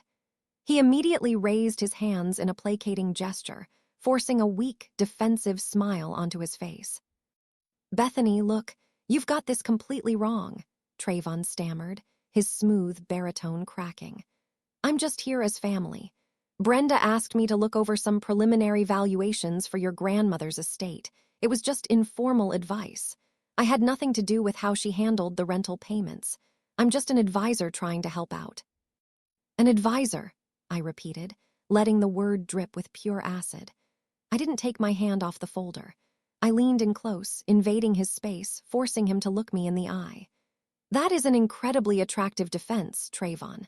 Except a casual family advisor doesn't log into the county clerk's portal and formally request an expedited digital execution of a property transfer. A casual advisor doesn't draft a purchase agreement to acquire a $4.5 million estate for $800,000. Trayvon's fake smile vanished completely, A bead of sweat formed at his hairline, traveling slowly down his temple. He realized I had seen the digital files. Amanda, who had been frozen in terror since the police walked in, suddenly lunged forward. Her champagne-soaked cashmere set clung awkwardly to her shaking frame. "You're insane, Bethany," Amanda shrieked, her voice dissolving into a desperate wail. "Trayvon was doing Grandma a favor. Her medical bills are astronomical. We were going to buy the house and give her the cash so she wouldn't go bankrupt. We are the ones saving her." I turned my cold gaze to my younger sister, the golden child who, just last night, had thrown $100 bill at my freezing children's feet. "You aren't saving anyone, Amanda." I pulled a crisp, printed invoice from my leather tote and threw it onto the marble island, right next to Trayvon's pinned hand. "Explain this favor to me," I demanded. "Because according to the accounting ledgers I pulled at 2:00 a.m., Brenda used Grandma's restricted medical account to wire a highly specific $5,000 consulting fee to Trayvon's real estate firm 10 days ago."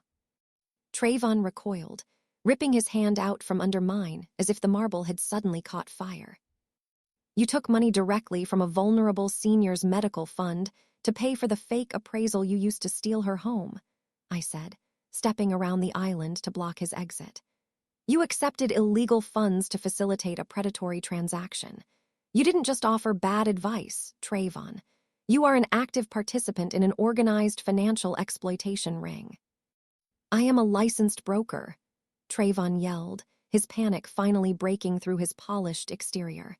He pointed a trembling finger at me. "You can't just throw accusations like that around. I have a reputation in Chicago. I have corporate investors." "Not anymore," I said, delivering the exact execution order Helen and I had prepared. "As of this morning, I have forwarded the evidence of these forged appraisals and that illegal consulting fee to both the Nevada and Illinois real estate boards. You used forged medical documentation to justify a predatory purchase of an elder's estate. Say goodbye to your broker's license, Trayvon." The air rushed out of Trayvon's lungs in a harsh, ragged gasp. His knees buckled slightly, and he had to grab the edge of the marble island to remain standing. For a real estate investor, losing a broker's license was the ultimate professional end. It meant his corporate investors would pull out immediately. It meant his firm would collapse overnight. He was completely ruined. "No," Amanda let out a scream that tore through the room like a siren. "No, no, no, you can't do that. Trayvon's business is everything we have. We just leveraged a major commercial property. We need that license." Amanda suddenly dissolved into frantic, hysterical tears. Her hands clawed at her perfect blonde hair, completely ruining her expensive blowout. The reality of impending financial ruin hit her like a freight train.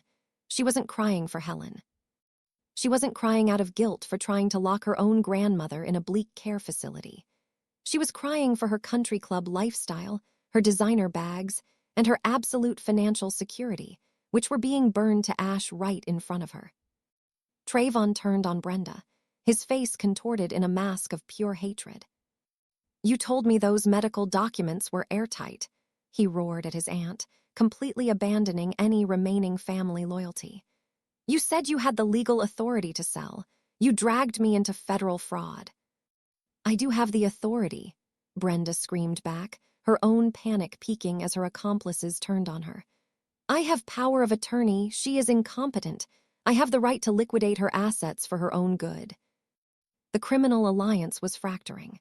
The rats were tearing each other apart in this tight kitchen space, desperate to save themselves from the sinking ship. I watched them rip each other to shreds, my expression remaining entirely flat. They were so busy fighting over a worthless piece of paper, they didn't even realize I held the actual weapon that would end this war forever.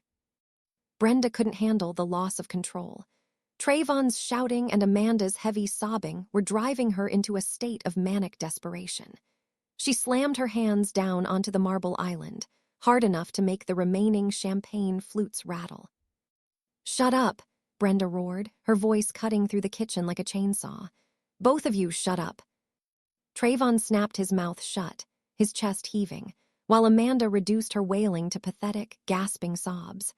Brenda stood tall, desperately trying to drape her shattered matriarchal authority back over her shoulders. Her chest rose and fell in rapid succession. She reached into her oversized leather handbag sitting on the stool next to her and ripped out a thick blue legal folder. She tore a stapled document from the folder and held it high, waving it like an absolute shield against her criminal reality. "None of this matters," Brenda shrieked, her face flushed red with a terrifying, delusional arrogance. She brandished the paper directly at me and Thomas Reed. "I have medical and financial power of attorney. I am the only one with legal authority here. I decide where she lives, and I decide what happens to her assets." Referring to her own mother, while brandishing the documents meant to protect her, was sickening. But Brenda was entirely past the point of shame. She was operating purely on toxic entitlement. She genuinely believed that because a judge had temporarily granted her these rights based on fraudulent medical evaluations, she was effectively the undisputed dictator of Helen's life. She thought power of attorney was a blank check and a shield from accountability. Brenda turned her manic energy away from Thomas and marched directly toward the two uniformed Nevada police officers standing by the entrance. She pointed a trembling, manicured finger at Thomas Reed. "Officers, I order you to arrest this man," Brenda commanded, her tone dripping with the wealthy privilege of someone who believed law enforcement was her personal security detail. "He is interfering with my legal rights as designated representative. He is harassing me and my family. Arrest him and remove my niece from this property immediately so I can execute the transfer of my mother's estate." The two officers didn't even blink. They didn't reach for their handcuffs. They simply stared at Brenda with deeply tired, unimpressed expressions. The taller officer adjusted his utility belt and exchanged a very deliberate, knowing look with Thomas Reed. "Ma'am," the officer said, his voice flat and steady, "you don't issue orders here. I suggest you lower your voice and step back. We are currently securing this location in connection with an active federal wire fraud investigation. Your temporary power of attorney doesn't grant you immunity from criminal embezzlement charges." Brenda recoiled as if she had been physically hit. Her absolute trump card had just been casually brushed aside by a local patrol officer.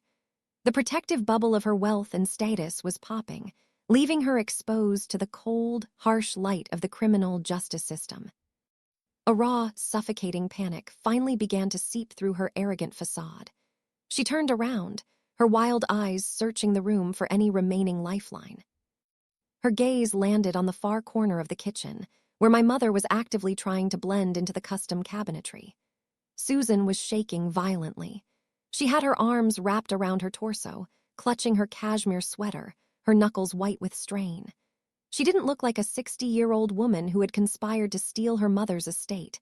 She looked like a terrified child. "Susan," Brenda snapped, her voice cracking with desperation. "Susan, tell them Mom's mind is gone. Tell them we agreed to this. We agreed the facility was the only safe place for her, and Trayvon buying the house was a blessing. Back me up." The focus of the entire room shifted to my mother. This was Susan's moment of truth. The moment where she had to choose between the sister she had blindly followed her entire life and the undeniable legal reality of the fraud they had committed. I watched my mother closely. I waited to see if she had a single ounce of backbone to take responsibility for her terrible choices. But Susan only shrank further into the shadows. She shook her head frantically, tears finally spilling over her heavy makeup, ruining her perfect aesthetic. "I didn't know," Susan stammered, her voice so weak it was almost a high-pitched whisper. "I didn't sign anything. I didn't know about any wire fraud or fake billing codes. You said you were handling the paperwork, Brenda. You said this was all legal. I just wanted what was best for Mom." Brenda let out a sound that was half gasp, half snarl. "You cowardly, pathetic hypocrite," Brenda hissed, taking a threatening step toward her own sister. "You knew exactly what we were doing. You had already picked out the brochure for the new car you were going to buy with your share of the payout. You don't get to play the innocent victim now." Susan buried her face in her hands and began to sob aloud, refusing to look at Brenda, and refusing to look at me. It was pathetic. She was willing to discard her grandchildren in the freezing cold to secure her payout, but the moment the police showed up, she immediately threw her sister under the bus to save herself. I stepped forward, breaking the standoff between the sisters. My voice cut through Susan's pathetic weeping and Brenda's heavy, panicked breathing. "She can't save you, Brenda," I said coldly. "Susan only cares about herself. She abandoned me when I was vulnerable. She abandoned her grandchildren last night, and she's abandoning you now. You're entirely on your own." Brenda whipped back around to face me, her chest heaving. She clutched the power of attorney document to her chest like a life preserver on a sinking ship. "You think you've won, Bethany," she sneered, her voice dripping with venom. "You think a few fake medical bills and a rental payment are going to lock me away? I still control her health care. I still control her primary accounts. Until a judge formally revokes this piece of paper, I hold all the power. I will drag this out in probate court for 10 years. I will drain the estate in attorney fees before I let you see a single penny of that money." Thomas Reed let out a low, rumbling chuckle that sounded ominous in the tense kitchen. He stepped up beside me, fastening the latches on his leather briefcase. "You really have absolutely no idea who you are dealing with, do you?" Thomas asked smoothly. Brenda glared at him, clutching the worthless power of attorney document tightly against her chest. "I am dealing with a disgruntled niece and a lawyer who loves theatrical performances." I slowly shook my head, feeling the immense, victorious weight of the weapon I was about to deploy. I reached into my leather tote, my fingers brushing against the thick, heavy parchment document inside. "You aren't dealing with a niece anymore, Brenda," I said, pulling the document from my bag. I stepped directly into her personal space, forcing her to look at the raised red seal stamped on the cover page. I was about to dismantle her entire existence. I held the thick parchment paper right in front of her. The raised red seal and the gold leaf notary stamp caught the bright afternoon sunlight streaming through the massive windows. Brenda's eyes darted frantically across the dense legal text printed on the cover page. Her brain was visibly struggling to comprehend the bold, towering header at the top of the document. "Your power of attorney is completely worthless now, Brenda," I said. My voice wasn't just calm. It was absolute, crushing sub-zero. It was the sound of a steel trap snapping shut. 6 months ago, while you were busy compiling fake medical records to lock Grandma away, she and I were sitting in a secure conference room downtown. She transferred 100% of her assets into an irrevocable trust. Brenda stopped breathing. Her hand began to shake so violently that the useless power of attorney document crumpled into a tight ball in her fist. "This is a lie," Brenda gasped, her voice reduced to a hollow, breathless rasp. "She couldn't do that. I have legal authority over her estate." Thomas Reed stepped forward, his movements carrying the seasoned, lethal precision of a man who had dismantled countless arrogant criminals in courtrooms. "You had authority over her personal assets, Brenda," he corrected. "But Helen doesn't have any personal assets anymore. She doesn't own this massive estate. She doesn't own her investment portfolio. She doesn't even own the checking accounts you've been siphoning money from. The trust owns them, and a power of attorney cannot touch a trust." I pointed my index finger directly at the signature at the bottom of the second page, right below Helen's flawless, cursive signature. "And she appointed me as the sole trustee," I said, leaning in so close I could smell the expensive but sour red wine on Brenda's breath. "You own nothing, Brenda. You control nothing. I own this house you are currently trying to sell. I control the bank accounts you've been draining. For the past 3 months, you've been playing queen in an entirely empty castle." The absolute devastation that washed over the room was biblical. The bomb had successfully detonated, leveling every single one of them. Near the marble island, Trayvon let out a low, panicked sound from the back of his throat. He clutched his head, his fingers clawing at his scalp. His sharp, calculating real estate brain had finally caught up to the terrifying legal reality of his situation. The fraudulent transfer deed he had uploaded to the county portal an hour ago was now officially a forged document attempting to sell a property that belonged entirely to a trust, without the trustee's signature. That wasn't just a bad business deal. That was felony title fraud. You had me upload a deed to a property you don't even own. Trayvon screamed at Brenda, his voice cracking with pure, unvarnished terror, his smooth business persona completely shattered.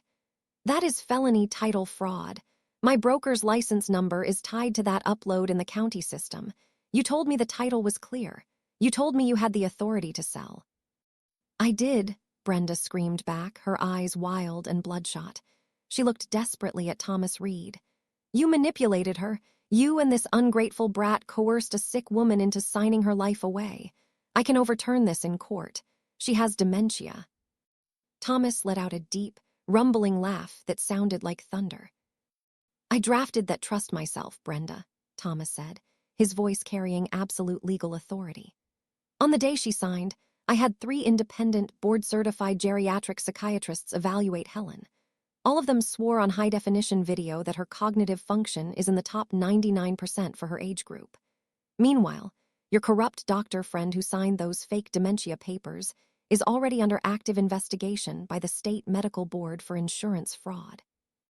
That trust is a fortress built of titanium, and you do not have the keys. Brenda looked down at the crumpled power of attorney in her hand. It was just a meaningless piece of paper. It held no power, no money, and no leverage. She let it slip from her fingers. It fluttered to the hardwood floor, landing right next to the gold pen she had intended to use to steal my grandmother's legacy. Her knees finally buckled, and she collapsed heavily against the kitchen counter, gasping for air as her multi-million-dollar illusion evaporated into thin air. Amanda was crying so hard she could barely breathe. She was hyperventilating, her hands gripping the edge of the marble island to keep from collapsing onto the floor. The country club life was over. The luxury cars, the designer wardrobe, the easy, unearned wealth, all of it gone. Trayvon glared at his wife with a look of absolute, burning resentment. In that moment, he realized that marrying into Amanda's family wasn't his ticket to generational wealth. It was his ticket to a federal indictment and the complete destruction of his career. Did you think I was just a quiet, divorced loser you could push around? I said, my voice echoing clearly in the shocked silence of the kitchen. You thought my job auditing medical codes was pathetic, but my job taught me how to read the fine print. You underestimated me because I don't wear designer clothes or drive a luxury car. You threw my children out into the freezing cold because you thought you held all the cards.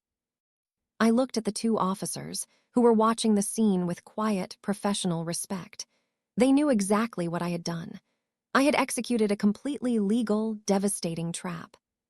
Real power doesn't need to show off, Brenda, I continued, letting my words sink deep into her shattered ego.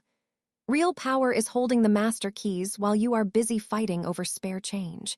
You wanted a war over this family's assets. Well, you got it and you lost. The sense of complete defeat in the room was heavy and suffocating, crushing the last remnants of their arrogance.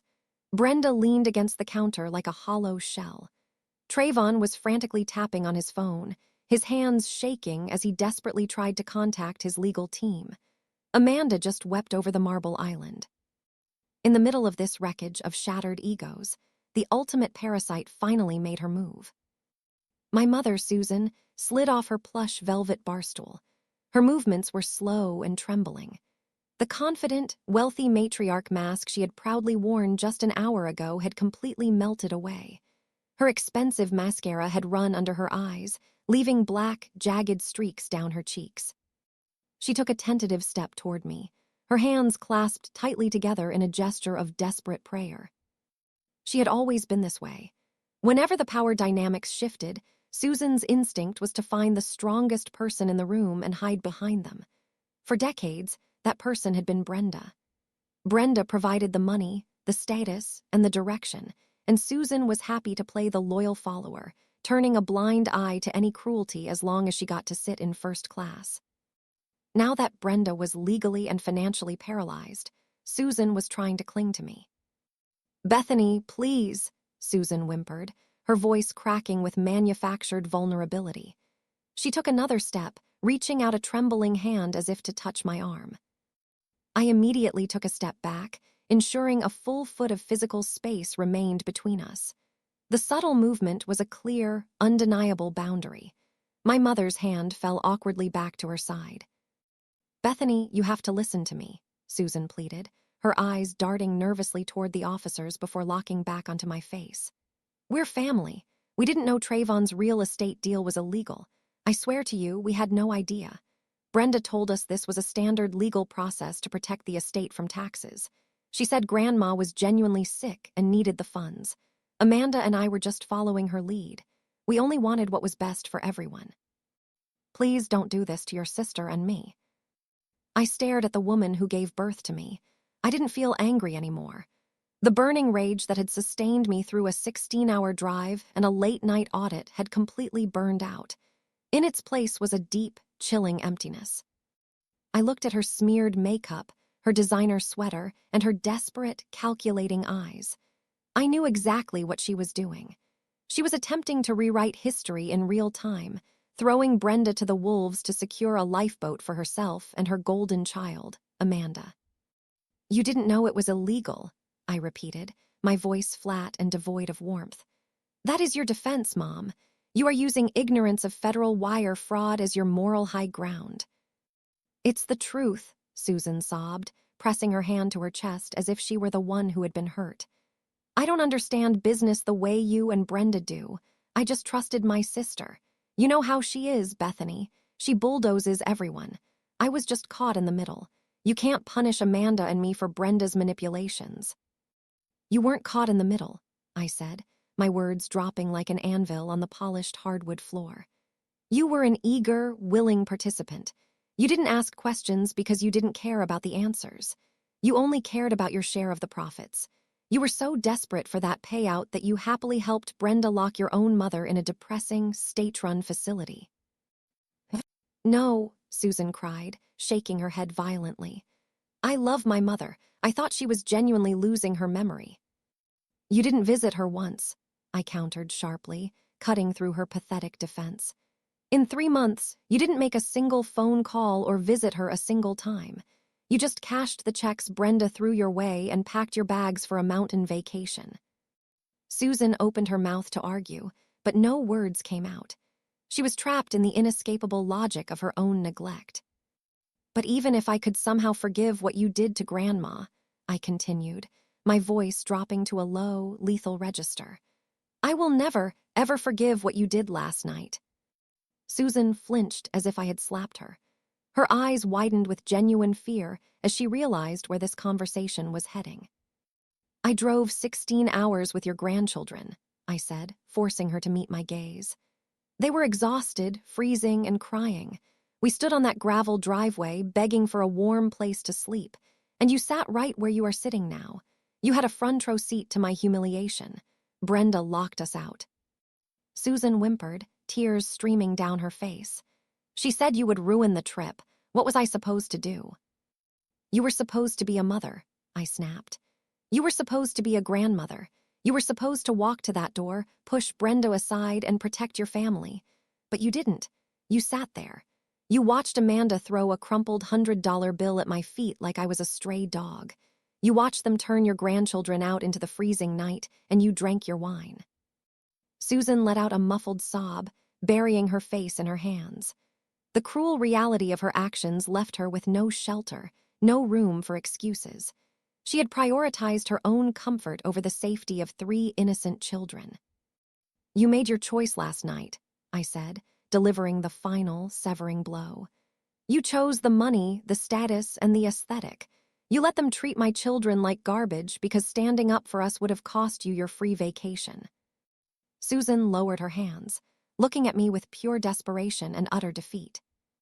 "Bethany, please. I'm your mother. I am so sorry. I can fix this. Just tell me what I need to do to make this right." I looked at her, completely unmoved. There was no emotion left in my chest, no lingering desire for her approval, no hope for a reconciliation. The toxic bond was permanently severed. "My family is at a motel down the mountain," I said, my voice echoing with a devastating finality. "You're just a woman I used to know."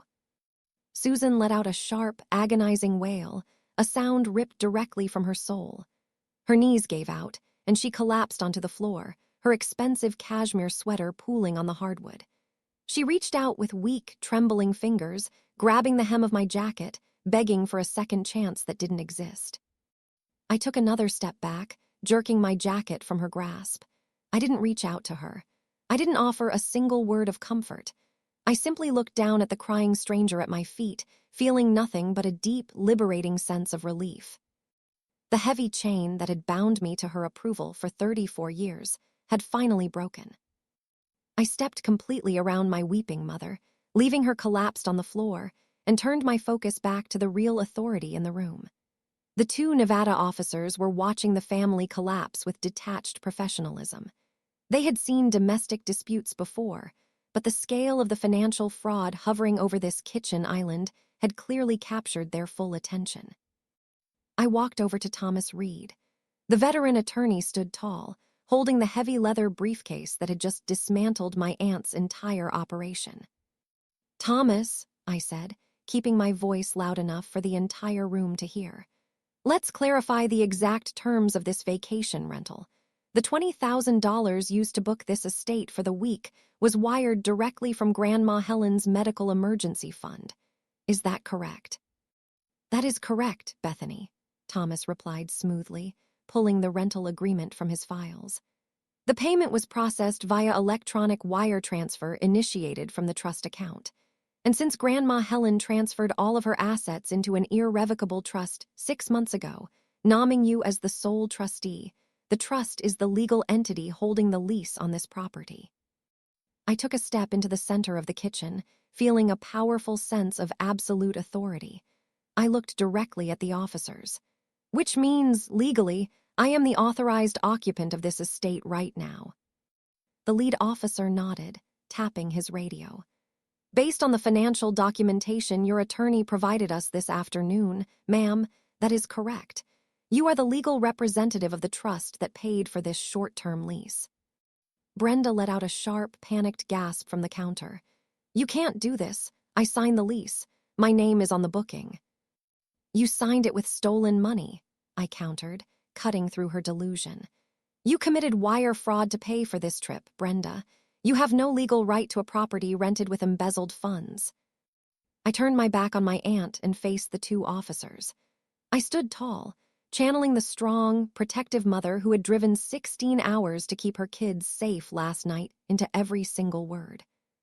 "Officers, as the trustee, I am formally revoking these individuals' permission to remain on my property," I announced, making sure every syllable was razor-sharp. "Please remove them." The silence that followed was the most beautiful sound I had ever heard. The terrifying reality of immediate eviction hit the room. "You have exactly 15 minutes to gather your personal belongings and vacate the premises," the lead officer ordered, his booming voice leaving absolutely no room for negotiation. "If you are still on this property when that time expires, you will be arrested for criminal trespassing. Move, now." The chaos that erupted was glorious. Amanda let out a hysterical shriek and scrambled toward the grand wooden staircase, her ruined cashmere loungewear slipping off her shoulder. Trayvon didn't follow his wife. He frantically shoved his real estate documents into his designer leather messenger bag, cursing under his breath. He glared at Brenda with absolute venom, completely ignoring his mother-in-law weeping on the floor. He stormed past me, avoiding my eyes, nearly running upstairs to rescue his expensive custom suits. Brenda tried to argue. She stood her ground on the hardwood, pointing an accusing finger at the officers. "I am not leaving. I want to speak to your supervisor. You are making a massive mistake." The second officer took a firm step forward, his hand resting decisively on his utility belt. "Ma'am, you are currently the primary suspect in an active investigation for interstate wire fraud. I highly suggest you go pack your bags, or you will be leaving this house in handcuffs without them. Your choice." Brenda snapped her mouth shut. The last traces of color drained from her face. As the threat of immediate arrest finally broke through her stubborn arrogance, she turned and scrambled up the stairs, breathless and terrified. That left only Susan. My mother was still sitting on the floor, paralyzed by the collapse of everything around her.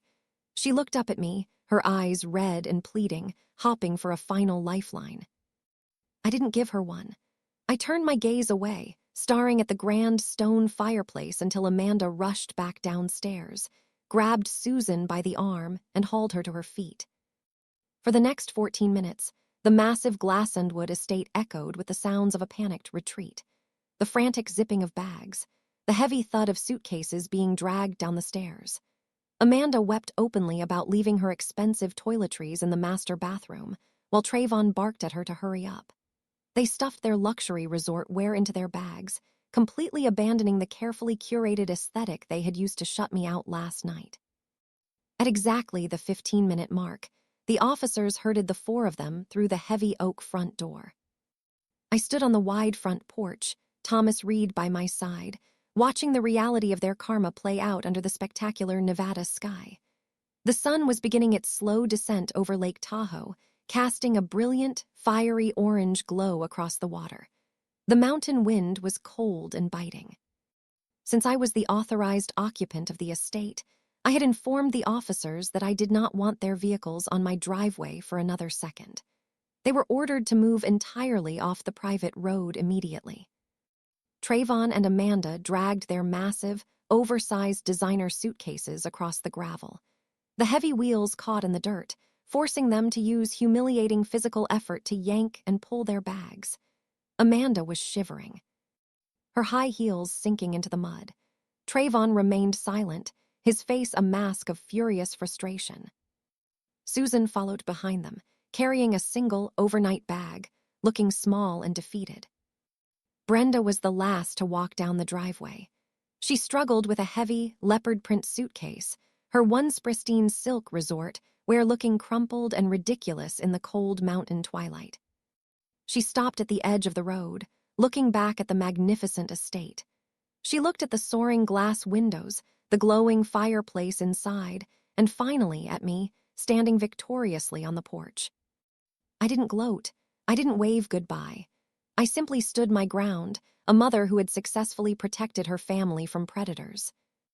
I watched them load their heavy bags into their cars and drive down the winding mountain road.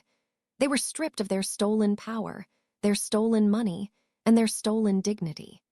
They were driving out into the cold, facing the exact same terrifying uncertainty they had so casually forced onto my children last night. I turned to Thomas, a real deep peace finally settling into my bones. "Let's call the motel," I smiled, for the first time in 2 days. "My kids have a mansion waiting for them." I left the sprawling Tahoe estate in the capable hands of local police and Thomas Reed, and drove my van back down the mountain to the neon-lit motel. The next morning, when the sun rose, streaming through the cheap synthetic curtains of room 14, the air in the small space felt incredibly light. I was zipping up our last worn duffel bag. Noah, Liam, and Emma were jumping up and down on the floral bedspreads, absolutely ecstatic. I had just told them we were checking out of the motel and moving into a massive house with an infinity pool and a private dock on the lake. I picked up my smartphone from the wobbly nightstand. Even though I had blocked their numbers yesterday, my carrier had still routed their desperate calls directly to my voicemail. There was a little red notification circle on the screen showing a staggering 47 new voicemails. The Criminal Alliance was officially in a freefall. A catastrophic financial exposure followed by a complete psychological breakdown in the next 24 hours was highly predictable. When arrogant people lose their unearned power, they don't reflect on their terrible behavior. They panic about the immediate consequences. I sat on the edge of the creaky double bed, watching my kids pack their coloring books, and tapped the screen to play the first message. It was Amanda. I pressed the speaker icon, turning the volume down. My sister was hyperventilating. Her usual refined, country club drawl was entirely replaced by a raw, guttural panic. In the background, the recording captured the chaotic noise of a busy airport terminal. "Bethany, please," Amanda sobbed, her breath hitching wildly. "Trayvon is losing his mind. His business accounts were frozen this morning. The bank flagged his entire commercial real estate portfolio pending a federal investigation. His primary corporate investors are already pulling out. We can't even pay our mortgage this month. Please, you have to call the real estate board. Tell them it was a mistake. Trayvon says if he loses his broker's license, he's leaving me. He says my family ruined his life. You have to fix this, Bethany. I listened to her desperate pleas with absolute calm and zero empathy. Amanda had thrown a crumpled $100 bill at my feet and told me to take my circus elsewhere because my crying children ruined her aesthetic. She was more than happy to profit from the fraudulent sale of our grandmother's estate, fully intending to use stolen money to fund her designer wardrobe. Now her own circus was burning to the ground. Trayvon, ever the cold opportunist, was ready to abandon his wife the second the illegal money stopped flowing. They deserved each other. I tapped the trash icon, deleted. The next voicemail was from Brenda. The arrogant, untouchable matriarch who had weaponized a fake dementia diagnosis to steal millions was now completely unraveled. Bethany, listen to me, Brenda rasped. Her voice had entirely lost its commanding boom, reduced to a terrified, gravelly whisper. The police showed up at my Chicago residence this morning with a search warrant. My attorney says financial elder abuse and wire fraud carry mandatory federal prison time. I'm 58, Bethany. I will die in a federal penitentiary. I will return the $20,000 rental money. I will return every single monthly transfer I took. Just tell Thomas Reed to drop the criminal charges. We're family. You can't put your own aunt in a cage. I stared at the glowing phone screen. She still didn't understand the reality of her situation. I didn't put her in a cage. Her own overwhelming, unchecked greed had locked the cell door. She had treated my brilliant, loving grandmother as a disposable asset, locking her away in a depressing state ward just to fund luxury vacations and shell companies. White-collar criminals always believe that once they get caught, they can simply pull out their checkbooks and buy their way out of the consequences. But federal prosecutors don't care about family apologies. They care about wire fraud. I tapped the screen, deleted. Finally, there was Susan. My mother's voicemail was the most pathetic and telling recording of all. Bethany, sweetie, it's Mom, she sobbed, her voice echoing in what sounded like a public restroom. Brenda went completely crazy last night. She kicked me out of her rental car at a gas station outside of Reno. She blamed me for not stopping you. She said I was useless. I can't get a flight out until tomorrow, and my credit cards are declined because they were linked to Brenda's accounts. Please, can I just come stay at the mansion with you and the kids for one night? Just one night. I'm your mother, Bethany. You can't just leave me out here. I closed my eyes, letting the absolute bitter irony of it wash over me. Less than 48 hours ago, she sat on a plush velvet barstool, sipping expensive champagne while Brenda refused to let my freezing children cross the threshold. She watched me carry Emma back to a cold van without saying a single word in our defense. She sacrificed her own grandchildren to protect her free luxury vacation. Now, she was begging for the exact warmth, protection, and shelter she had so ruthlessly denied her own family. There is a distinct difference between vengeance and justice. Vengeance is striking back out of anger. Justice is simply allowing a toxic person to experience the exact environment they were happy to create for others. Susan had chosen to align herself with a financial predator, and that predator had turned on her the absolute second the ship began to sink. I didn't text her back. I didn't wire her money for a hotel room. I didn't offer a single shred of comfort. Deleted. I cleared the voicemail box entirely. The digital trash was permanently emptied, erasing their frantic, self-serving apologies from my life. They were no longer my problem. They were now the legal system's problem. I threw my smartphone into my professional leather tote and stood up from the bed. All right, kids, I said, turning to my children with a massive, genuine smile that reached my eyes. Grab your backpacks. We are officially checking out. We have a private dock and a massive estate waiting for us. Noah grabbed Liam's hand, and Emma cheered, throwing her small backpack over her shoulders. We walked out of room 14, leaving the stale cigarette smoke and the rattling heater behind forever. I loaded the kids into the van, the morning sun warming the dashboard. I shifted into drive and steered us toward those majestic, snow-capped mountains. We were going to enjoy our hard-earned vacation, and then we were going to execute our most important mission. We were going to rescue Grandma Helen. We spent 3 days of absolute bliss at the Tahoe mansion. Noah, Liam, and Emma swam in the heated infinity pool, roasted marshmallows by the massive stone fireplace, and experienced the carefree joy my family had attempted to steal from them. But as beautiful as the mountain retreat was, my mind remained anchored back in Illinois, at that depressing state-run facility. I couldn't truly rest until our family's true matriarch was sleeping under a safe roof. On the fourth morning, we packed our bags. The 16-hour return journey felt entirely different this time. We weren't a vulnerable family driving toward an ambush. We were a highly motivated extraction team heading toward our final objective. Shortly after the eviction, Thomas Reed had flown back to Chicago to finalize the legal paperwork and coordinate the rescue. When I pulled my dusty van into the cracked asphalt parking lot of the Sunset Pines Care Facility, Thomas was already waiting by the entrance. Standing next to his black Lincoln, holding his heavy leather briefcase, he looked like an absolute force of nature. Sunset Pines was just as depressing as I remembered. The brick exterior was stained, the landscaping was dead, and the lobby smelled heavily of industrial bleach mixed with boiled cabbage. It was a holding pen for the forgotten, a place Brenda had handpicked because nobody asked questions as long as the monthly checks cleared. I held Emma's hand tightly, motioning for Noah and Liam to stay close, and walked through the sliding glass doors with Thomas. The receptionist, a tired-looking woman in faded green scrubs, looked up from her computer monitor. I placed my hands flat on the high counter, making it clear I was here to officially discharge my grandmother, Helen. The receptionist frowned, typing the name into her system. Her expression immediately shifted from bored to defensive. "I'm sorry," she said, crossing her arms.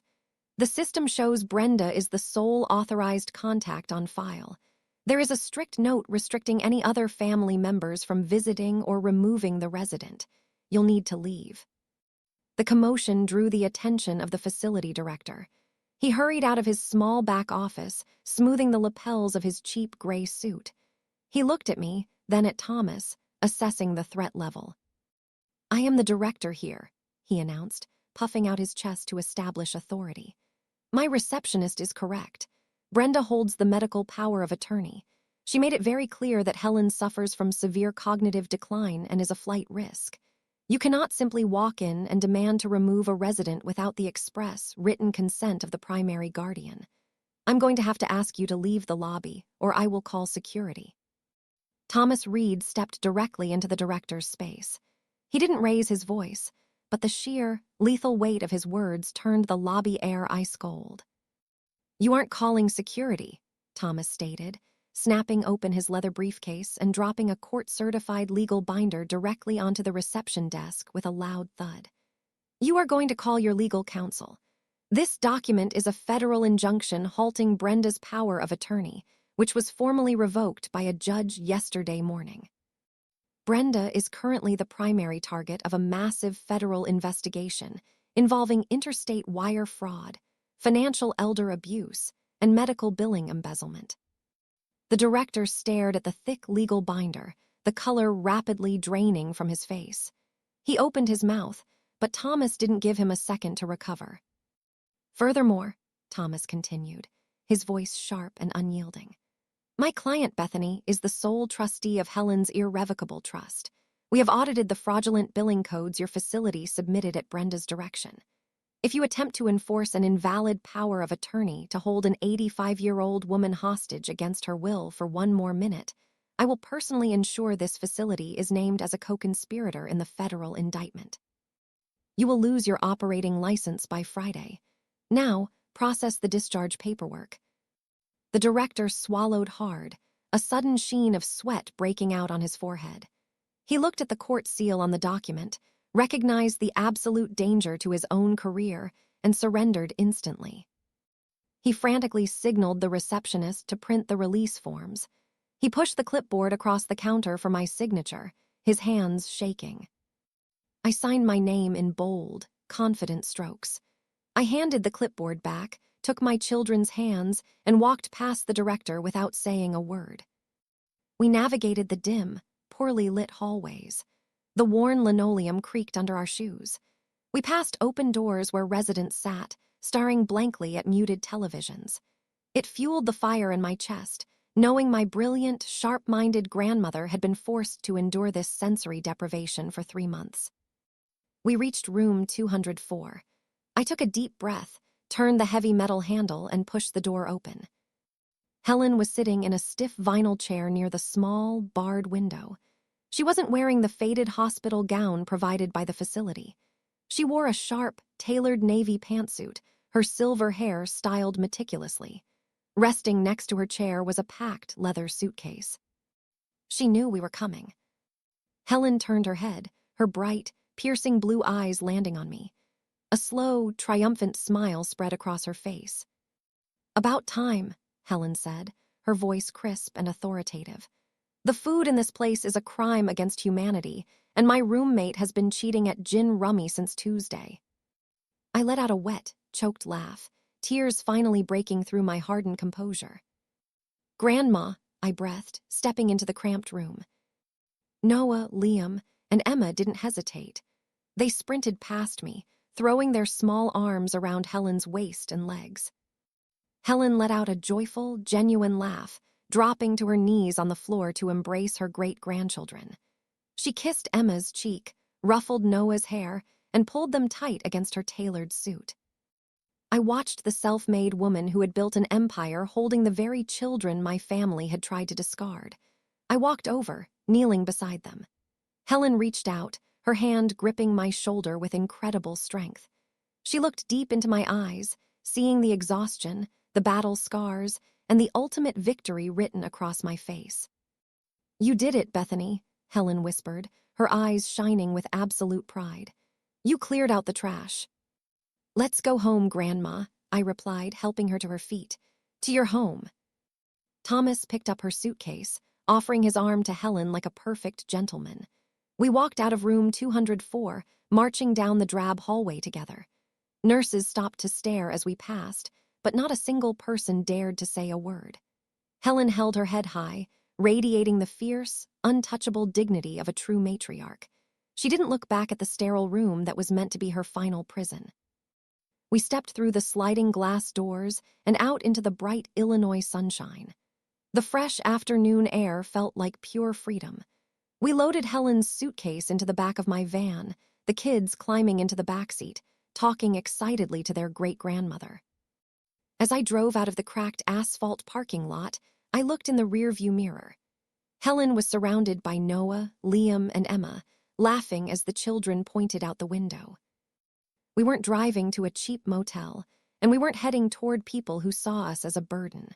We were heading straight to Helen's beautiful, sprawling estate, the exact home I now had the legal authority to manage and protect. For the first time in my life, I felt the deep, unshakable warmth of a complete, secure family. 6 months have passed since that drive back to Chicago. Today, the afternoon sun casts a golden glow across the sweeping, manicured lawn of Helen's estate. I'm sitting on the wraparound porch, cradling a mug of hot tea, letting the gentle breeze wash over me.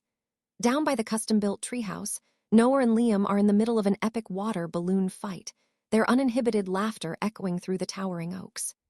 Emma is sitting nearby on a picnic blanket, cross-legged, attempting to teach Helen how to braid daisy chains. At 85, Helen looks radiant, sharp, and full of life. Watching them, I feel a deep, quiet peace that I never thought possible. My medical billing audit business now operates out of a beautifully renovated sunroom on the first floor of the estate. I work entirely on my own terms. As the sole trustee of Helen's irrevocable trust, I manage the estate's finances with strict transparency and absolute ethical precision. We've established new charitable funds, investing in local community programs while ensuring Helen's personal wealth remains an impenetrable fortress. I'm still finding ghosts in financial ledgers, but now I'm doing it with an absolute guarantee of security. The criminal alliance that tried to destroy us didn't just fail, they completely shattered their own lives. Trayvon's arrogant gambling cost him everything. When the Nevada and Illinois real estate boards reviewed the forged appraisals, and the illegal $5,000 consulting fee taken from an elder's medical fund, the execution of his career was remarkably swift. They permanently revoked his broker's license. Once word spread through the Chicago financial community, his corporate investors panicked and quickly liquidated their backing. The community he had built his empire on completely blacklisted him for his predatory behavior toward a vulnerable senior. Overnight, Trayvon went from a high-rolling real estate shark to an unemployable liability. The absolute second the illegal money stopped flowing, Amanda filed for divorce. The golden child who had thrown a crumpled $100 bill at my freezing children's feet suddenly found herself fighting in court over the scraps of a bankrupt portfolio. Without Trayvon's income or the millions she expected from Helen's estate, Amanda was forced to sell her designer handbags, jewelry, and luxury car just to pay her aggressive divorce attorneys. She currently lives in a small, noisy apartment on the edge of the city, completely ostracized by the country club society she once valued over her own family.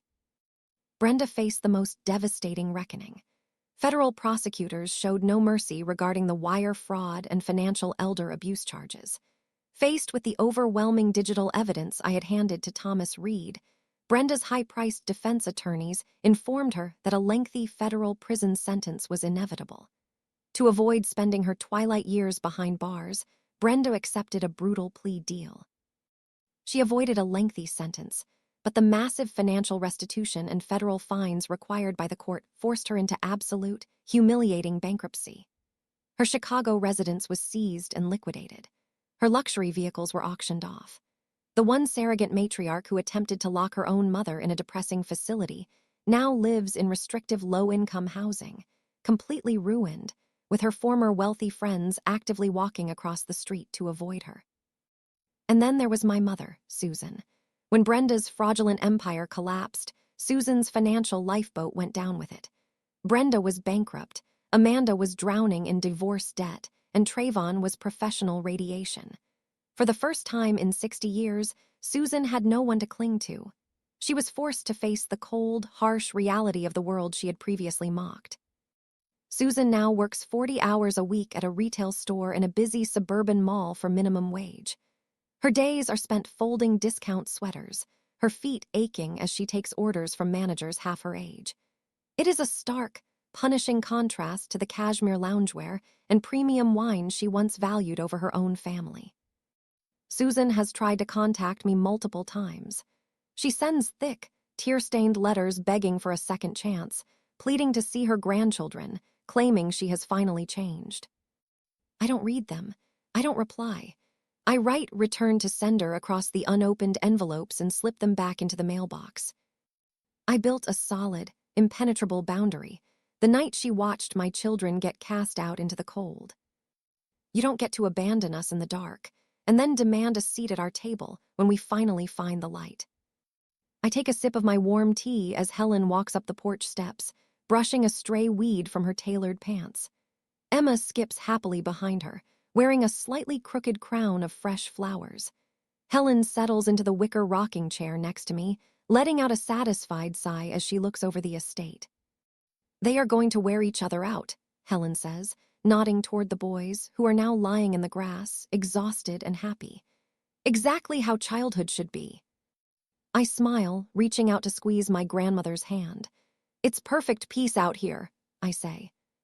Helen looks at me, her bright blue eyes shining with that familiar, sharp intelligence. Peace isn't something you just stumble across, Bethany. Peace is something you build. And sometimes, to build a beautiful house, you have to be willing to clear out the trash. She is absolutely right. For 34 years, I believed family was defined by blood, that blood meant enduring endless abuse to keep a false peace. I know better now. Family is defined by the people who protect you, value you, and keep you safe. As I sit on this beautiful porch, surrounded by the laughter of my children and the fierce love of the woman who empowered me to fight back, I know I have finally found my real family. We took our power back, we protected our future, and we are never letting anyone take our peace again.